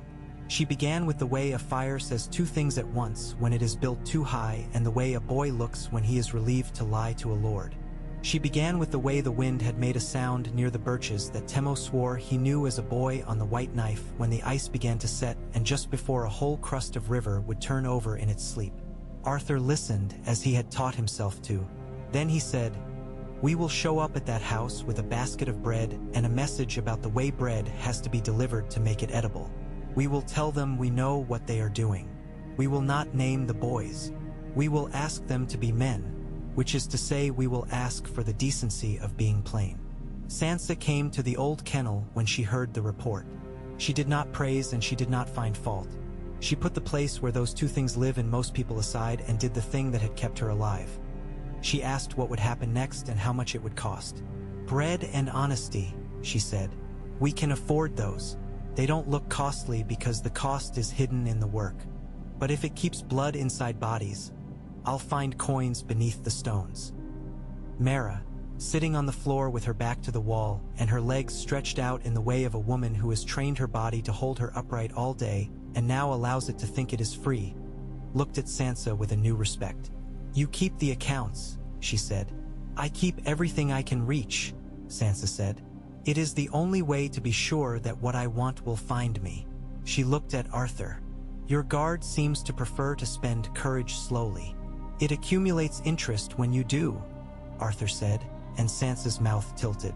That night, Winterfell relaxed in the way a body does when a small pain leaves it, and Arthur allowed himself to think of the other work that would have to be done. Not the visible kind, where men see their Lord Commander on the wall and admire how straight he stands and how well his cloak hangs, but the work of seeing where the next attempt would make its home. The next would not be boys with fires. The next would be a shape that wished to be seen only by those it had chosen, a letter written on flesh that would not be let go without being read. He had known them before, masked men. Men who made virtues to cover their greed and men who made grease to cover the squeal of the knife that could not be heard in rooms too large for their own truth. He had known, also, the quieter sort who believed themselves instruments of gods and therefore beyond the humiliations of missing and bleeding. The humiliations were often the only thing that made them human again. He did not sharpen his blade for them. He oiled it and then cleaned the oil off. He went to the kitchen and stood with the women who were chopping onions until his eyes water-stung and he liked the hurt. He asked what time the sacks of flour arrived and how many men touched them before the flour became bread. "We weigh them at the door," one of the women said crisply, "and again after they have been carried to the shelf. Men who try to steal flour find that it is the kind of theft that makes you unpopular." "Poison is not a thing that weighs," Arthur said. "Poison is a thing that smells if you have tea." "He knows to know it," the woman replied. She had forearms like the handles of the ovens. "I have been smelling my whole life, sir. Some people call it gossip. I call it caution." She sniffed his sleeve delicately. "Leather, oil, snow, a small bit of wolf," she said, pleased. "A small bit," Arthur said, and smiled despite the topic. "You'll tell me if the sacks smell wrong?" "I'll tell you if they smell different," she said. "I prefer to let men decide whether different is bad. Keeps them interested." He went from there to the pens where the ravens were housed, and he took a perch in his hand and felt the faint vibrations the bird made when it shifted its weight along the wood. The maester talked to him about wax and twine and the art of making something appear red when it had not been opened. "I prefer to make it clear that I have read what I have read," the maester said mildly. "It saves time later, when we would have to pretend surprise."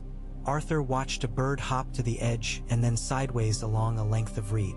"What do you hear?" he asked it, not expecting it to answer and not displeased that it did not. He had always believed in paying attention as if it were a trade and a skill, not an instinct you either had or did not. He began to set little lessons for his guard, the way a cook sets bowls of chopped things along the table for ease later. He told Jaren to spend an hour each morning sitting in the darkest corridor in the East Tower and simply count the steps men took as they approached and guess who they were by the rhythm. He made Tala change hands with her spear until her left hand could do the spiteful little things her right hand did without asking.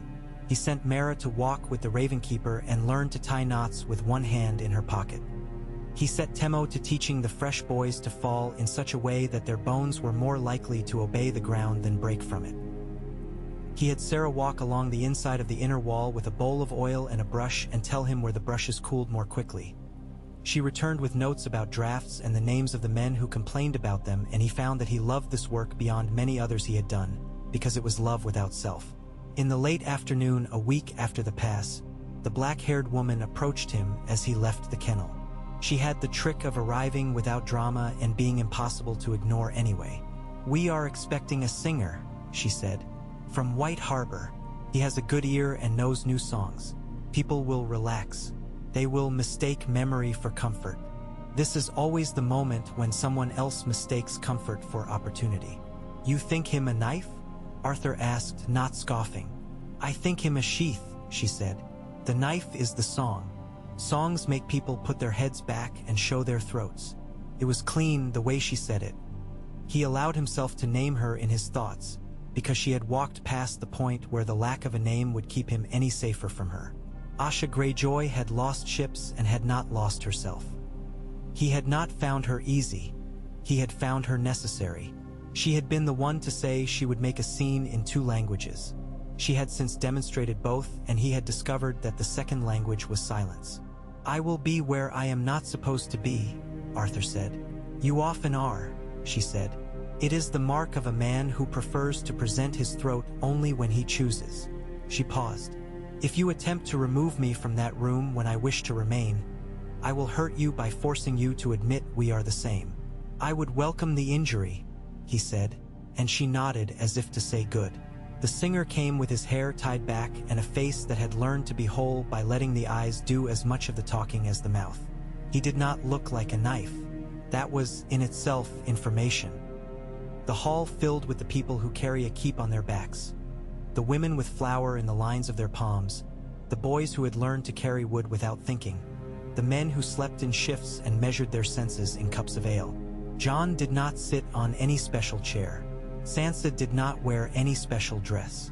Asha stood at the back like a person who would always prefer the back and learned a long time ago how to make the back the best place to be. Illyria leaned in a doorway where the cold could find her and chose not to. The first song was one Arthur did not know. It had the shapes of a sea shanty and the words of something made last week. The second was one he knew in his bones because men had sung it at fires since there had been fires. A list of stupid ways to die, recited as if the gods were the ones at fault. The third was a thing of lullaby rhythm and soldiers' facts. It made men close their eyes a little. Arthur did not close his. He watched the hall the way a man watches a meadow where he knows a fox walks at dusk. In the fourth song, the singer's left hand moved to draw the strings, and his right hand did something men who have not watched clouds would have missed. It did not move wrong. It moved nostalgically. Nostalgia is a tell. The right hand had been trained to do something else, once at a time in his life when the left hand had not been so loved, and on the note where a dagger would naturally have been allowed to slip free and sit in the palm, his thumb pulled inward a fraction. The hand was empty this time, but the song did not ask for that movement. The man did. Arthur felt the weight of dawn at his side and did not move his hand to it. He moved left, a pacing step that carried him behind a post, and then behind a woman with a baby at her breast. And when the singer shifted to turn toward the table where John sat, Arthur stepped into a place he should not have known existed, the space between a breath's inward and a breath's outward. He did not draw. He set his palm on the singer's wrist, 2 fingers catching the tendons that would instruct. A blade, were there one, and he said into the same tiny space, "No." The singer did not start. He did not jerk. His other hand kept running the strings in a way that made sound, if not music. He looked at Arthur and let him see, because the game was lost and he had not been promised a second one. "Who paid you?" Arthur asked, and his voice was not unkind. A kindly voice tells a man that he has not become only his failure. A man who spoke as if he were whispering to his own memory, the singer said. He had a nice way of stacking his words. He said we would all be grateful once the world reset itself to the old shape. "And how were you to do it?" Arthur asked. "Not with a blade," the singer said. He did not try to pull away. He seemed almost relieved. "With a cord. There is a way to pull one's strings so that the sound creeps under things. It is not a thing to do lightly. The fee reflects this." Arthur held his wrist and shook his head. "Once. You would break your own trade to take a man's mind," he said, and the singer's eyes reflected the lamplight in a way that made him look suddenly older. "I tried to break it for myself a long time ago," he said. "It failed. Men pay for anything that looks like a new way to end someone. It is wicked, and it is also how I feed the people who live in my house." Arthur took his fingers away and set his palm flat on the man's chest for a half-breath, measuring the beat there, as if it were a horse he was buying. He lifted his hand. "Sing your 5th song," he said. "Make it ugly. Make it honest. Make it about men who die groaning because they took easy money to do a foul thing and were spared by a man who has done foul things and wished to be spared. Make it boring by how true it is." The singer met his eyes and for the first time looked frightened. Not of Arthur, of himself. He turned his head toward the hall. He struck a chord that had none of the sneaking in it. He sang. It was an ugly song, and it was true, and halfway through it one of the boys who had lit a fire in the past began to cry and did not try to hide it. When it ended, the hall took a deep breath together, as if it had been asked to dive and then allowed to come up. Not many people clapped. They did not need to. Asha slid beside Arthur and said, "The man who paid him will be a man who practices writing with his right hand, though he was born to the left. He will be the sort who trusts his memory and therefore his documents, though both lie to him. He will have the sort of face that makes servants look away because they do not wish to risk being asked questions. You have met him, Arthur said. I have met 100 of him, she said. This one will be clean under the nails. Arthur exhaled. We'll not put the singer in chains, he said. We'll put him to work. He will tell stories of how to make men go slack with sound, and then we will teach ours to hear them and do otherwise. Asha snorted, amused. The poor man, she said. Better poor than dead, Arthur said. And poorer men than he have been asked to live with the truth they learned in a hall. Word of the incident went through Winterfell with the speed of information that is both dangerous and survivable. The men who disliked Arthur for being a southerner liked him a fraction more and disliked themselves for it. The women in the kitchen did not alter the amount of salt in the morning porridge. John sent a single chipped cup to the old kennel with a smear of wine dried in it, and Arthur set it on a shelf near the door and did not clean it. It was a kind of flag. Illyria heard and came to find him with 2 cups herself, full. She closed the door behind her and set the cups down with the careful respect women give objects that will stain if knocked. I thought for a time that you had survived this long by being cautious, she said. It turns out you have survived by being insolent to fate. What else would I be insolent to? Arthur asked. Men. She tasted the wine and made a face that was not critical, merely honest. Have you a name for your 7? Not yet, he said. I have more than 7 who will one day be members and 7 I trust for this day. The first of those is not often the last. I am learning to love interim things. Name them out loud, she said, as if pulling the thread that would loosen a knot. You need not carve their names in stone yet, but set them in your mouth so that the world hears them in that order. He did, and as he said each name he allowed himself the small courage it takes to believe what the sound of the name will do. Mara Mormont, he said. Jaren Stone. Tala of the Free Folk. Temo. Suraprine. He hesitated, not because he did not know the 6th and 7th, but because he did. Asha Greyjoy, he said, and did not turn his head to see if the walls leaned in to hear. And Arya Stark. You have asked the wolf girl? Illyria said, not disapproving. She will not wear a cloak the way others do. She will wear it like an idea, Arthur said. That's harder and more dangerous for a cloak. It is also what I want in at least one of the 7. And Asha? Illyria asked, sipping again. She is no one's ornament. You want an anchor that snaps its own chain when the storm makes that the only way to keep the ship alive. But your North will not like it. The old men who fold their sour faces into corners will give you the look of men who believe themselves defeated by decadence. The old men are less useful to me every day, Arthur said. The young men are too dramatic. The young women take instruction faster than the rest. The old women are the spine of this place. I will please them where I can. As for Asha, she fights like someone who has already lost things she cannot speak of without leaving the room. Those are the hardest and best sorts of fighters to put at a doorway. And the boy with the acorns in his hair? Illyria said. You did not say his name. Kai, Arthur said, so. Vtly. He will hold their horses. He will pretend he is not important because no one has told him he is. In a year, he will save someone whose name will make a noise in this hall, and no one will remember that it was the boy who made the noise and then the man who was saved. He touched the edge of the cup and let the wine coat the tip of his finger. Not yet.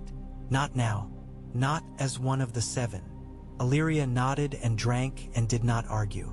She set her empty cup down and tilted her head. And the sword? She asked, so casually he smiled. Still mine, he said. Still owed elsewhere when the day allows. He looked at her. Do you sleep? Poorly, she said. And yet better than when you were nowhere. Then let us earn better sleep as if it were a coin, he said.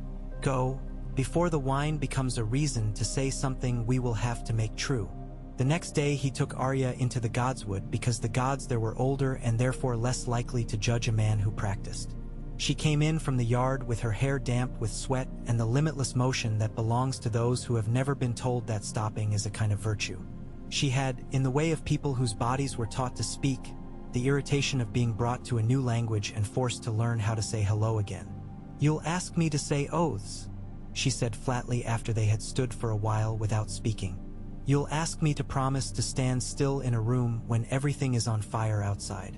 You'll ask me to make myself a wall when I have learned to be a door.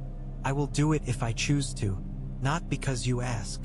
You'll do it because you decide," Arthur said, unconcerned to have the shape of the conversation announced to him by one of the speakers. "I would not ask you to do anything you had not already considered. It came of its own will and sat down by your fire 2 nights ago, and you gave it a seat and a cup, and you pretended that a stranger had not entered your house. But it did, and you did, and now you will call it by name or you will throw it out, but you can no longer pretend it is not there." She blinked once, the only thing on her face that announced that his arrow had found something. "You have good eyes for a man who spent most of his life staring at one kind of horizon. Women and men who survive long enough to grow old learn to look elsewhere," he said. "Stand," he added, as if they had been speaking of that all along. She stood. He told her to hold the longer blade, today, not the short. He stood half an arm's length from her and said, "Tell me where your training ends." "On a floor in a city that did not know my name," she said without a heartbeat's delay.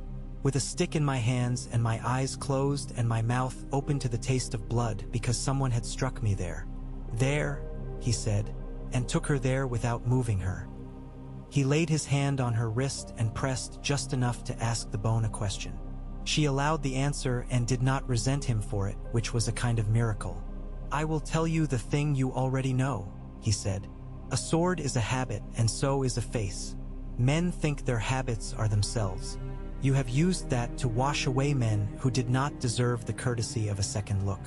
I will make you a new habit. I will make you stand without drawing. I will make you stand when drawing would make you more interesting than the moment requires. I will make you a plain wall when a plain wall is more difficult than being a clever door.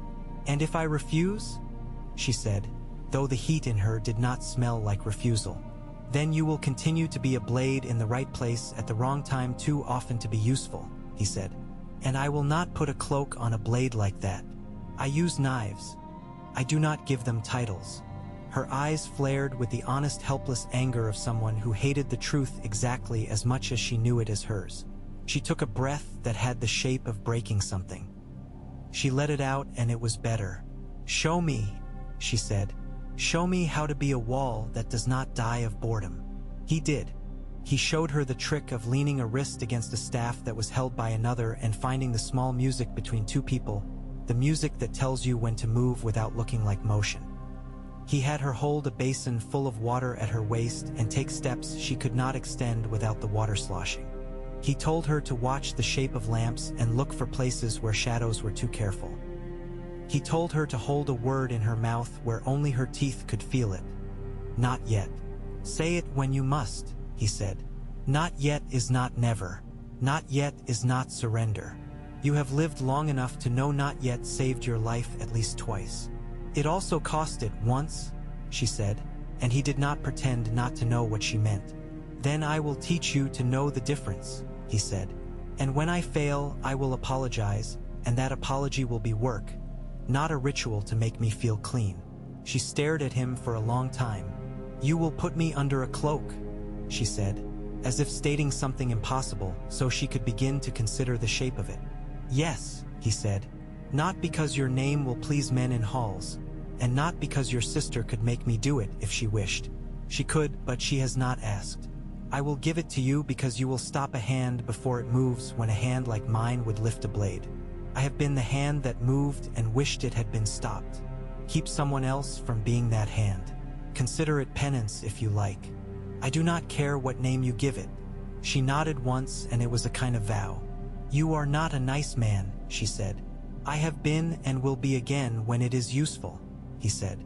"For now, be bored properly." He stepped back. "Not yet." She said it once with her teeth, and he did not hear it and was content not to. The days took on a new rhythm.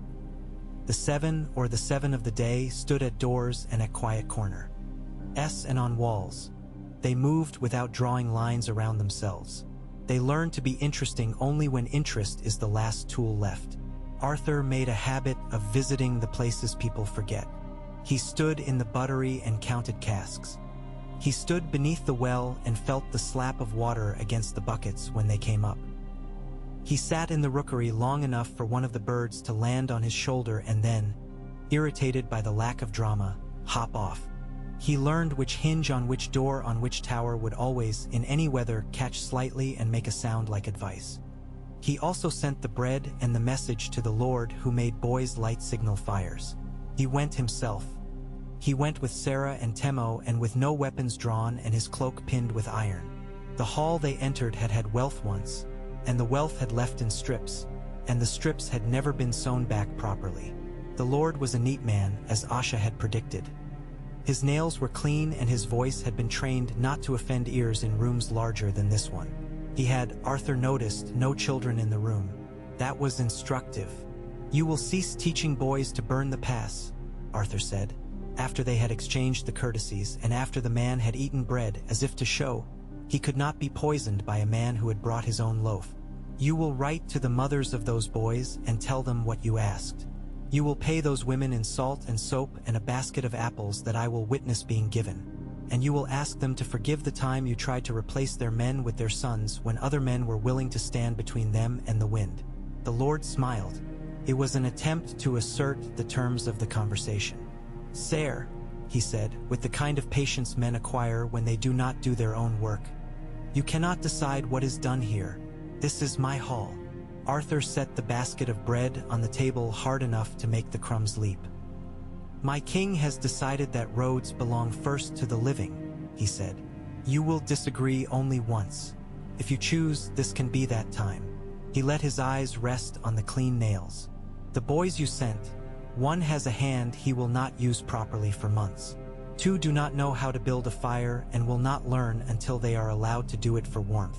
You have made yourself a danger because you mistook practice for protection. You will cease, or the next time I come, I will bring a smith, and he will close your gates until you remember how to be a man men trust." The Lord's eyes flicked at last toward the slop bucket in the corner that a careless servant had left in sight. He picked up a slice of bread and broke it, as if to show he had hands. "You are old for a Dornish man," he said, as if age were an accusation. "Yes," Arthur said, clapping his own years on the table like coins to pay. "And I intend to get older. I do not intend to allow you to make me older by killing boys with your laziness." The man did not rise. He did not spit. He did not leap to defend himself. He took a breath and then another and then he nodded, once, as if the nod had pulled a nail free somewhere inside him. "Very well," he said. "I will send what you asked. It is winter, sire. Apples are dear." "That is why you will send them," Arthur said. "They carry water in a way men can taste." He stood. "I will hear of it. My house is bigger than this one." Back in Winterfell, he found the old kennel was too small for the number of people who wanted to learn to be bored properly. He did not refuse them. He told them to stand outside in the yard where the sun touched the flagstones for an hour and gave them nothing to do but listen. At first they smiled and muttered and tried to cheat the hour into giving them a story. Then some of them began to hum. Then the humming died. After a time, the hour began to do the work. They separated the sound of the smith's hammer from the sound of the long hinge on the north door. They heard the difference between the step of a woman carrying water and the step of a man carrying nothing but his own weight. When the hour ended, they looked at him with the infuriated love students often have for a teacher who has made them better without allowing them to pretend it was easy. "Tomorrow," he told them, "you will stand in the dark for half an hour and do the same. You will not cheat by closing your eyes. You will be honest and keep them open and let them confuse you. You will not talk until the half hour ends. Then you will duplicate a map for me. This keep drawn with sound alone. If you draw a room I cannot find, I will not punish you. I will ask you to show me." Laughter rose, gentle and disbelieving. He let it. He believed enough for all of them.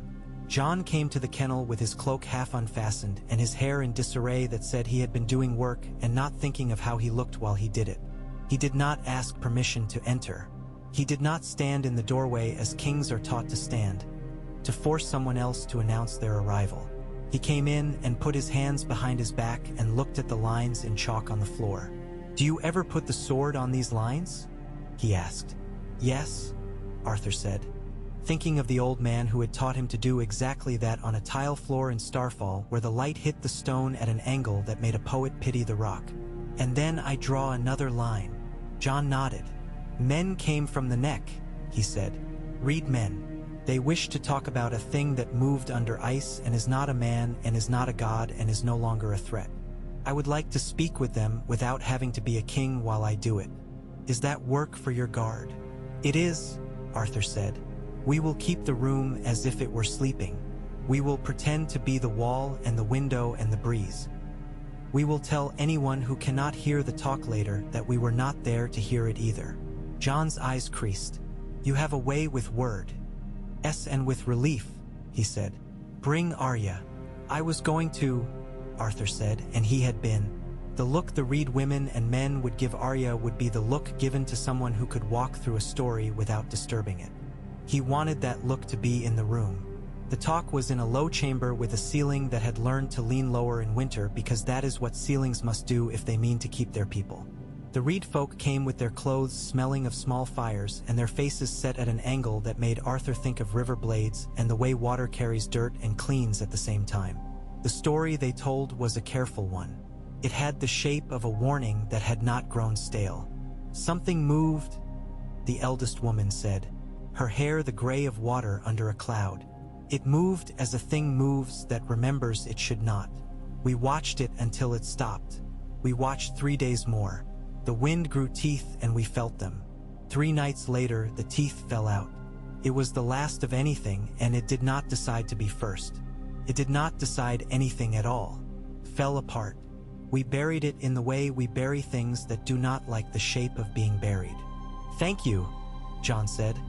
"A small way of saluting a great service. If you had not watched, we would find stories taking root where this one fell." Arya stood near the door and did not move, and the Reeds looked at her as he had known they would. He saw the flash of someone seeing her father and the way the flash softened when they remembered that resemblance is a happy accident and not a quality to be praised in a warrior. He saw the kindness after that and was glad. When the talk ended, Arthur walked with the elders to the yard, where the wind was busy listing the day's names. "You live in a place where men tend to forget they are watched," he said. "I am grateful you remember how to watch for them. You have a sword that was made long ago," the gray-haired woman said. "It remembers how to watch, too. It was made by a person with hands. But it was made of something that used to live in the sky. It carries the memory of being watched by no one and everyone. That is a kind of lesson. It makes a person arrogant or it makes him careful. Sometimes both. You have learned carefulness because you lived past the years when arrogance keeps men walking." Arthur inclined his head as a pupil bows to a teacher. "It was not my idea," he said. "The living are persuasive. Keep letting them be," she said. "We will go. The neck does not like being away from itself." After they left, he sat on the steps outside the hall and watched a girl convince a reluctant goat to move. The goat won the first argument and the girl, who was perhaps 8, won the second by turning around and leaving. The goat followed. He shook his head and let the humor live and die without asking for an audience. A letter came the next morning, and another the day after. The first was from a man in the Stormlands who had decided, as men do, to make himself loud in his own hall and sent the noise north. He announced that he would recognize John if John recognized that swords belonged to the south as much as the north. The second was from White Harbor and contained only numbers. Sacks of barley, cords of wood, sick children, old men who had died on their chairs with their faces turned toward the door. Arthur read both, folded both, and put them in 2 different pockets. "One is a concern. One is a problem," he said to Sansa. "Guess which is which." "The man is the concern," she said. "The numbers are the problem." "Correct," he said. "We'll send men and women to the problem. We'll send ink to the concern." He penned the letter himself, sitting at the narrow table in the scribe's room, where the light was a habit. He wrote to the Lord in the Stormlands in words that did not flatter and did not turn the air cold with contempt.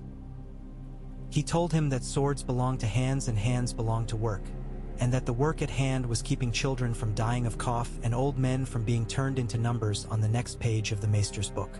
If you wish to contribute to that, he wrote, send wood. He dipped the pen and looked out the window at the thin light. If you wish to spend your time recoining words like recognition and sovereignty, he added, send poems, or better yet, spare us both and keep them. He sent 7 men and 3 women to White Harbor with carts and blankets and the instruction to sleep on the ground when they could, because sometimes a floor makes a spindle of a man's back and cold earth will remind it of its broader duty. He had Arya go as far as the fork in the road and then return, to teach her the habit of not finishing every task herself. He took Jaren aside and told him to practice the bow by day and the slow draw by night until his thumb learned gentleness. He sent Temo to the baths to teach the boys to soak in water hot enough to make a warrior embarrassed.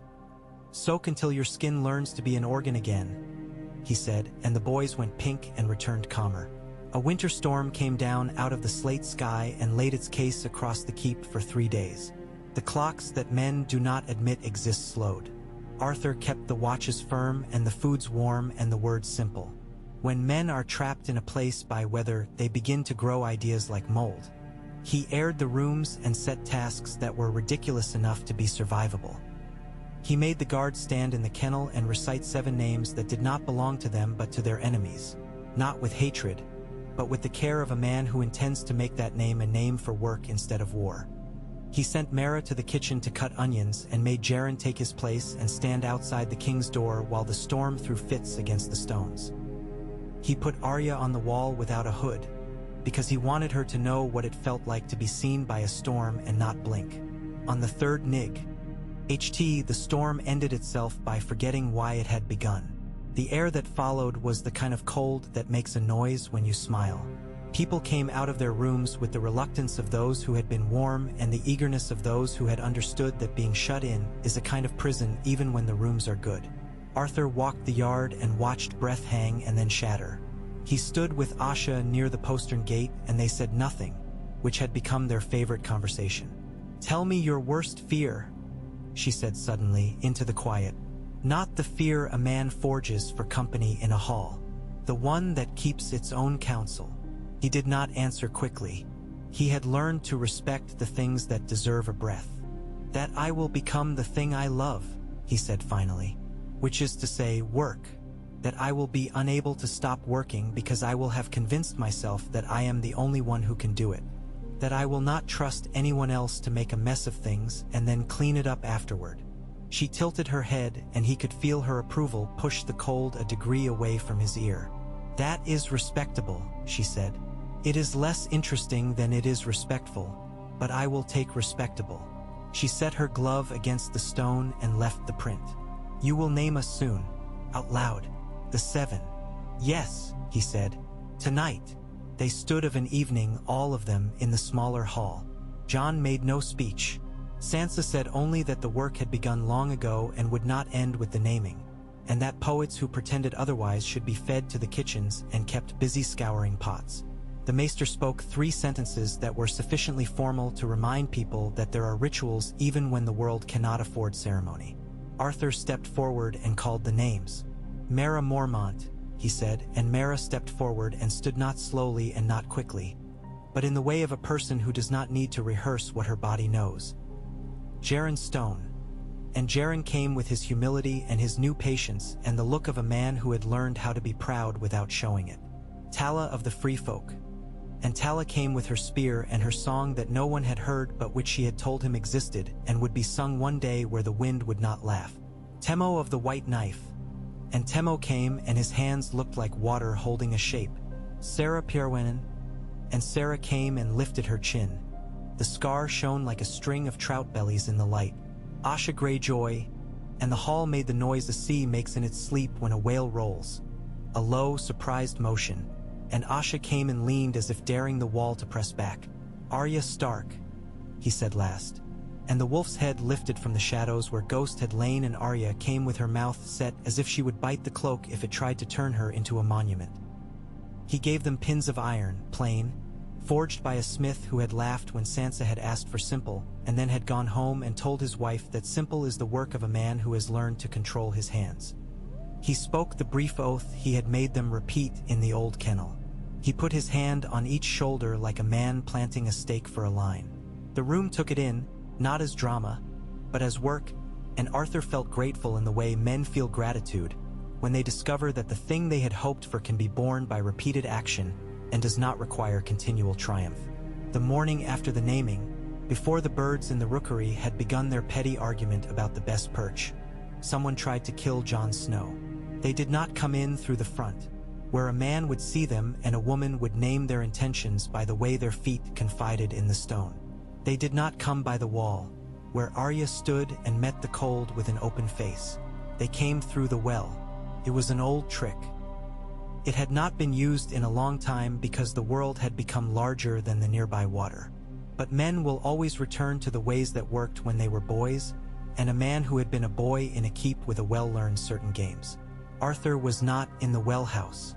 He was in the corridor that led from the smaller hall to the buttery, listening to the way the air moved under the door because he had learned that some doors have breath. He heard, in the same breath, the water hit not the bucket and the soft thump a man makes when he tries to be light and does not know how. He began walking before his mind named the noise, because his feet had been taught to keep accounts of sound. He took the corner and saw Mara. She was there because she had been told to be there, and she had been told to be there because she had asked, bluntly, where the place was that everyone else would assume was safe. She had her hand on her knife, and she had not drawn it, and he loved her for that. She had given herself one line of conversation before the knife became the next one.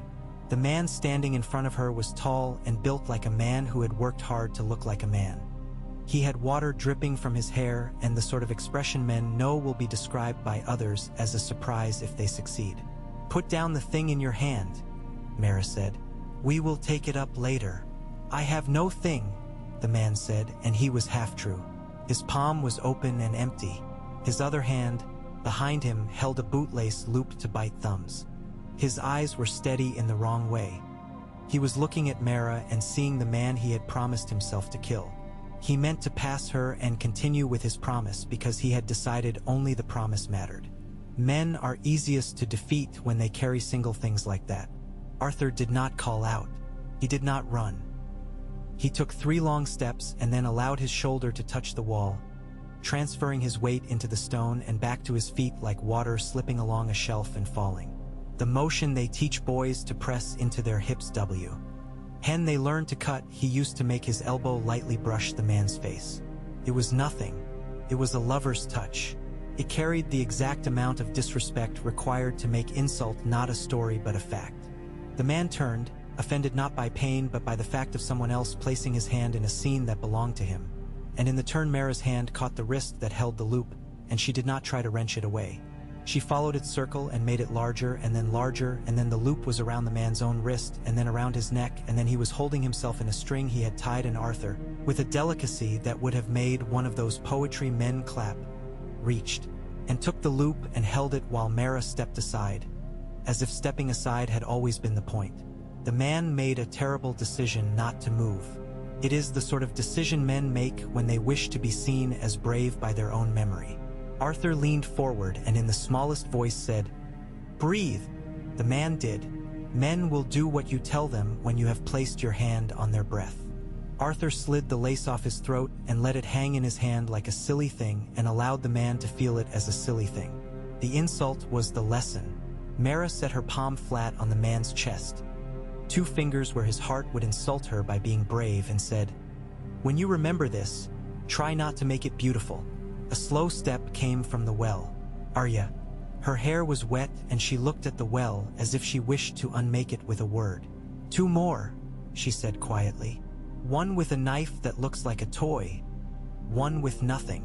"Temo," Arthur called, and did not need to shout. Temo was in the yard and he had the sense of things, the way an animal knows a rope phrase long before it breaks. He came with a coil of rope in his hands and a smile that would have been described as soft by people who had not seen it before. "Fetch," Arthur said. And Temo went to the well and set the rope and went down with the same neatness with which water descends when it is given permission. The first man Temo brought up came like a fish exhausted. He did not have the toy knife. He had the eyes of someone who has discovered that ladders are cruelty. He lay on his side and retched, and Arya moved toward him and then away, not because she had not known what to do, but because she had learned not to do for a man what he must begin to do for himself if he is to learn. The second man came up with the knife in his teeth and the expression of a child who has been told he may go first. Temo took it from him as if it were indeed a toy and set it on the well while the man coughed. "How many more?" Temo asked quietly. "None," the man said, and he was telling the truth. It had been a brave try, in the way children are brave when they jump from a low wall. The plan had been to use the well because once it had been used by a boy who had told the story and men had wished to be that boy. It was the oldest reason. That it nearly worked was not a point in the men's favor so much as a reminder that the old ways always wish to be new again. "Walk them," Arthur said to Mera and Arya. "Walk them where men cannot see. The hall has a belly. Take them to it."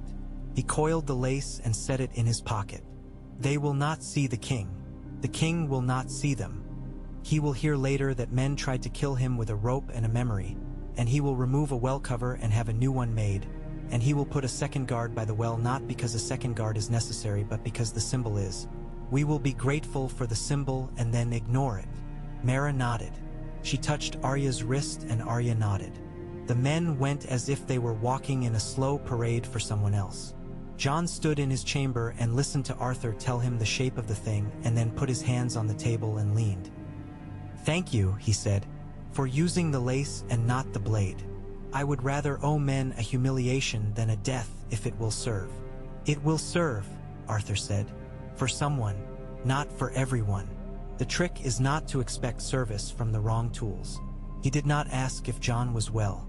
Jon was well. He had learned that being nearly killed is less a health question and more a math.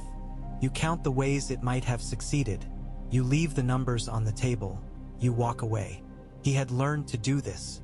Arthur, who had learned this as a younger man and then unlearned it when his body felt the old fear, took the gift of being with a king who did not need to be helped through the arithmetic of survival. "You'll be in the yard later," Jon said, as if he had decided not to think about the well any longer than his duties demanded. "Yes," Arthur said. "I'll come," Jon said, and he did. And they stood and watched the boys and girls with their practice blades and spears and staffs, and the wolf lay down again and breathed as if the world were its proper size. He received a letter from Starfall the next day, in a hand that had decided long ago to stop pretending beauty was the point of writing. Illyria's mother had written 2 paragraphs that included both very old anger and very practical questions about salt and taxes. At the end she had written, "When will my son be returned to me, since he insists he is my son in a way that honors and embarrasses me in equal measures?" Arthur wrote back, "When the morning ceases to require hands it did not help raise. When the living have learned boredom properly. When the wolf can sleep without pretending to, and when the tree has no more faces that ask and no more faces that accuse. That will be a long time. I will shorten it where I can." He sealed the letter and felt the old ache in his hand where a scar along his palm had healed badly because he had not let anyone touch it while it was healing. He would allow the maester to put balm on it at last. He would admit to himself that he needed such things now, and that asking for them was not a failure. He put the letter into the messenger's satchel and told the woman who would carry it to give it to Illyria if possible and to anyone who believed in the responsibility of letters if not. The woman nodded, and he loved that this, too, could be part of his work. Sending paper north to south, trusting the world to be kinder than the men in it, some days. Another winter council was called because councils breed in cold like mice. Representatives from the Vale arrived with the clean smell of high air and the stiff attitudes of men who have not had to hold their own roofs on with their hands for a long time.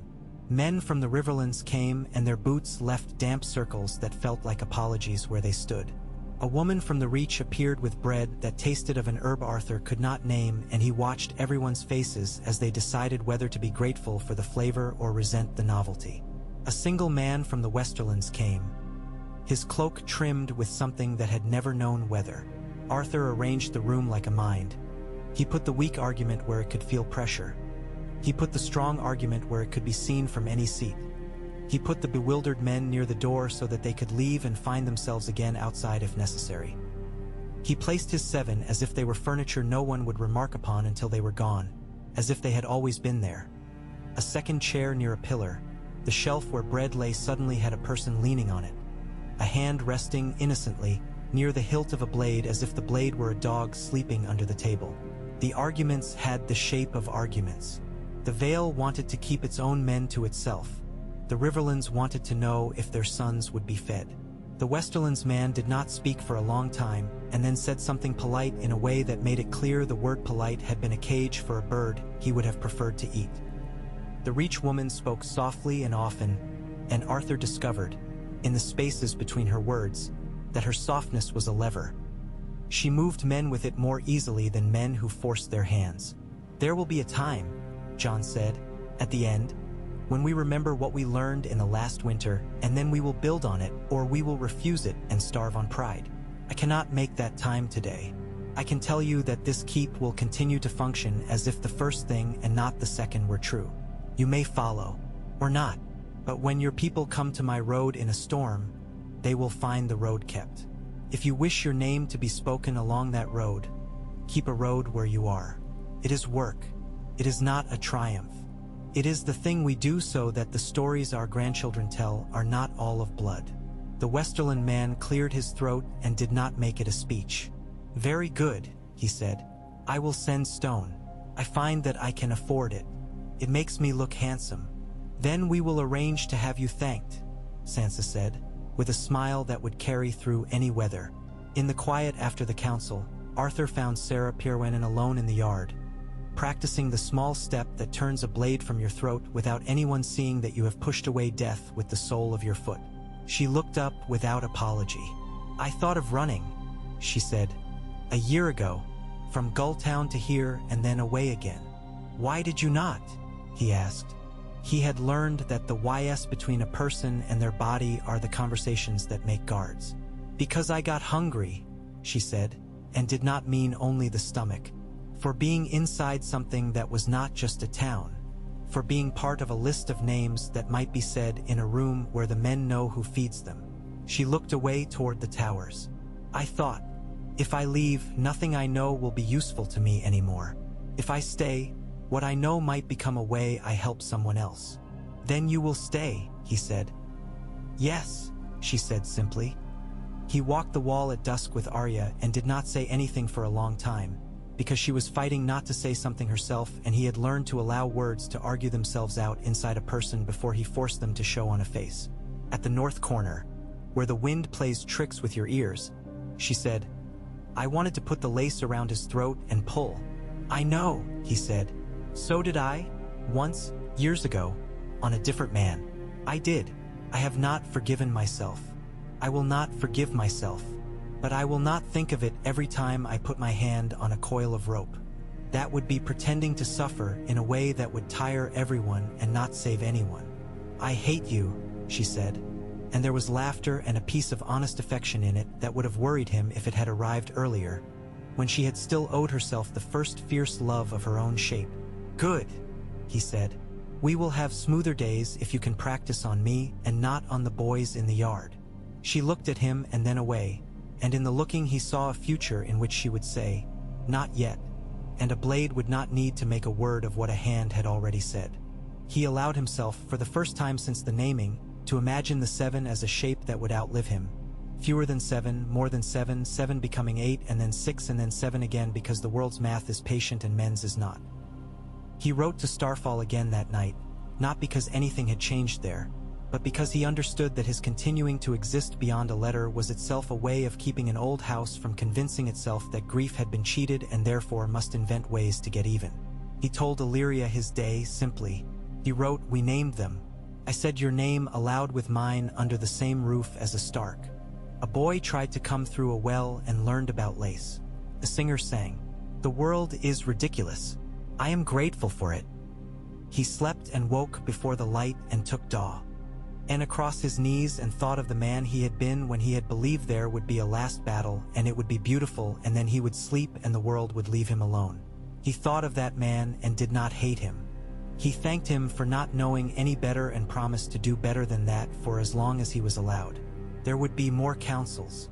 There would be a winter festival that someone would insist on holding because men need to remind themselves they can laugh without asking permission. There would be the woman from White Harbor who would bring numbers that began to look like health. There would be the lord from the Stormlands who would send wood or would not, and in either case Arthur would decide what to call such an act. There would be the girl with the goat winning the second argument. There would be Asha leaning on the wall, watching a man lie to himself and deciding whether to let him finish. There would be Arya saying not yet like a prayer she had not been taught by a god, but by a man with white hair who had learned to be bored properly. There would be, one morning, frost so exquisite on a window lattice that he would stand with his fingers to his mouth and consider weeping, and he would not, and he would be glad that he had wanted to. He stood, that morning and others, and put his hand on the door to the world, and opened it and went out. The snow kept its own counsel. Winterfell kept its breath. The living kept. The work kept. And when the first rumor came from the far south of a thing that might be a dragon or might be the memory of one given smoke and wings by men who needed to believe in a last beautiful choice, Arthur did not rush to write that rumor into his book. He set another line of chalk on the kennel floor. He told Temo to go practice his drowning and his rising. He told Sarah to go to the rookery and teach the birds to ignore songs. He told Mara to go to the well and cover it with a new cover and then sit on it for an hour thinking about the way rope feels in a palm. He told Arya to take a day and do nothing, and he had to help her do it by giving her a white stone and instructing her to return it to him still white at dusk. He wrote to Illyria only one line that day: "If the world brings fire back to the sky, we will keep the ground." She would write back laughing or crying or telling him about salt, and he would read it and fold it and put it in his pocket. He would keep it like he kept the rest, quietly inside the habit he had allowed to become love. "What is the work?" he would ask himself on mornings when he needed it said aloud. And his own answer would come like a well bucket, pulled hand over hand from the dark: to keep the living, to learn boredom properly, to stop the hand before it moves, to be the man between a blow and a life without becoming the blow or the life yourself, to teach others to be bored properly, to sleep, to rise. He put his hand on dawn and felt the old cold that was not unfriendly. He stood in his scribe's room and watched the light become itself. He waited. He went out when the morning asked for him. He would go again and again until the morning had learned to live without being kept, and then he would go home and he would put the sword on a wall, and he would sit and pretend not to listen to the river and fail and be glad of it and sleep with the door a finger's width open, trusting the world to be something he could hear and worth it.